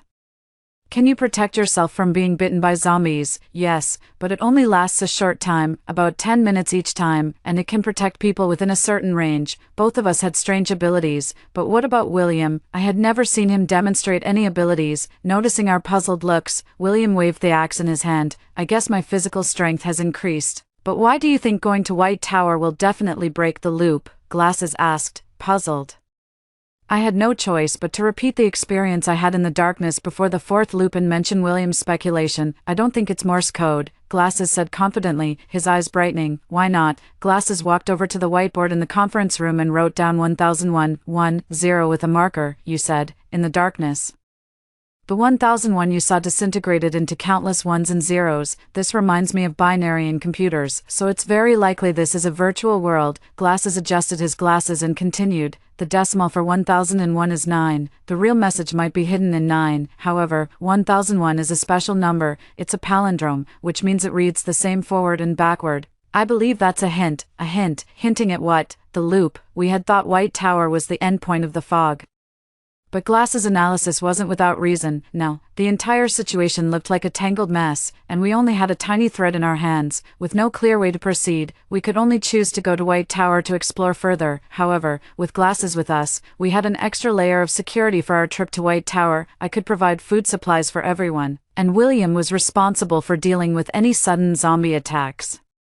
When there were too many zombies for William to handle alone, Glasses offer us temporary refuge. Even if traps await us ahead, we now have the confidence to face them. After a brief rest, we decided to head to the White Tower immediately. It's about 40 kilometers away, which would take a long time to walk, so driving is our only option. Glasses took the car keys from the office. It belonged to his boss, who was attacked when the zombie outbreak first began. Glasses opened his laptop. and the screen displayed the garage's surveillance. Look, he pointed at the computer. There are only a few scattered zombies in the garage. That's my boss's car. We'll take the elevator straight there. Everything went smoothly, and we successfully found Glass's boss's car. I drove since my abilities aren't particularly useful without the need for supplies. Driving seemed like a good way to be useful. We should be able to reach the White Tower smoothly. I couldn't help but smile. Don't be too optimistic. Lady Luck won't always be on our side, William said coldly. What a buzzkill. Driving the boss's car, we were back on the road with a horde of zombies trailing behind us, some of them fast enough to nearly catch up to the car. I immediately stepped on the gas, but the car just wouldn't speed up. You'd think your boss would have a nicer car, being rich and all. Why does it struggle to pick up speed? He's Loki. He usually drives this junker to work and only uses his Porsche in his spare time. If I were driving that Porsche now, these zombies wouldn't even see our taillights, but now, they were already clawing at the windows. 2 or 3 zombies were banging on the windows while running, and it looked like the glass would shatter any moment. William opened the window, and as a zombie with a gaping mouth stuck its head in, he chopped it off with an axe. The head rolled to Glass's feet, startling him into a scream. The first time I had heard a guy scream like that, but there was no time to worry about that. Zombies were crawling all over the car, not just on the windows but the trunk and roof too. Just then, an air wall appeared, repelling the zombies and preventing them from reaching our car. But the bad news was, it only gave us 10 minutes of safety. How much farther? William asked. 20 kilometers. Glasses checked the map and replied, how far can we get in 10 minutes? With this car's current top speed, only up to 70 miles per hour, at most. That's a few more kilometers. I answered William's question. The car was momentarily safe, but the number of zombies chasing us was increasing. It seemed like the entire city's zombies had gathered here. The 10 minutes passed quickly, and the zombies began climbing on the car again. Only 8 kilometers left. Hope was so close. Suddenly a part of the roof caved in, shaped like a head. They're using their heads to hit the car. Glasses, how long till your ability works again? This roof won't hold much longer. A few more minutes. The weight was too much. The car began to sway from side to side. Not just the roof, the tires were nearly gone too. Suddenly, the car shook violently to the left. The tire had burst. With the White Tower in sight, the burst tire caused the car to lose control completely and crash into a building, sending up thick black smoke. Fortunately, we were all wearing seatbelts, so we were mostly unharmed, and the crash shook off the zombies, but more zombies were about to surround us. Just then, an air wall appeared around the car. Glass's ability was working again. Run, William shouted, and we all quickly got out of the car, sprinting with all our might towards the White Tower. We ran to the square in front of the white building, surrounded by layers of encroaching zombies. I hoped someone would tell me, it's all over. You've escaped the cycle, and the zombies will vanish too, but nothing happened. The zombies had us completely encircled, their movements becoming sluggish and even stiff. We've been fooled. There's no way to end this, I muttered dejectedly, lowering my head. I looked at William and Glasses. Glasses seemed odd, staring blankly ahead, motionless. Could he have been infected? William noticed Glasses' unusual behavior too. He gently shook him, and Glasses collapsed to the ground. Yet his body remained in the same posture, with zombies closing in and a friend acting strangely. Both William and I were plunged into panic. Then, William's gaze turned blank as I waved my hand in front of him with no response. What was happening? Suddenly, I heard the sound of fireworks. I looked up. Below, in the square, the zombies pressed closer, but fireworks blossomed in the sky above. The fireworks formed a few noticeable letters in the sky. Win. What did this mean? As I saw the letters, my vision blurred, unable to focus. A flash of white light. 13. I woke up at my computer desk, grabbed my phone to check the time. June 18th, 2022. Had I escaped the loop? I glanced at the VR headset in front of me, put it on, and saw fireworks and the words, game over. Was all this just a game? What was the clue? What did the number 9 represent? I aimlessly picked up my phone and noticed a message I had overlooked. Your credit card ending in 5937 has a transaction of 9 renminbi on June 18th at 13:09, 9 renminbi. So in that darkness, the 1001 and countless ones and zeros I saw were because I was topping up my account. It was already 3 o'clock. I had an interview at 3:30, so I rushed out and caught a taxi to the interview location. The HR person asked me to wait in the conference room for the interviewer, who would arrive in 5 minutes. I heard the door open, looked up, and the interviewer who walked in was, "William, it's you." During the interview, we discussed the details of the apocalyptic game without any formal questions and even planned to have dinner together later. We went to a shopping mall bustling with activity, apparently hosting the official beta release of a gaming company. We pushed forward to see the presentation screen announcing, Apocalypse game begins public beta testing. Hello, Mr. Wang. We know there was a limited internal testing before this public test. How do you think it went? A female reporter asked the person on stage. We think the overall effect is quite good, though there are a few minor drawbacks. Currently, our map isn't very rich, limited to just City A, which affects immersion since in the real world you can go anywhere from City A, but our map has boundaries. We plan to add more maps in future iterations, also. Some of the rendering isn't quite up to par, like the skies and some scenery, which we will improve in the next version. Finally, we are discussing whether to charge players after they use up their 3 levels.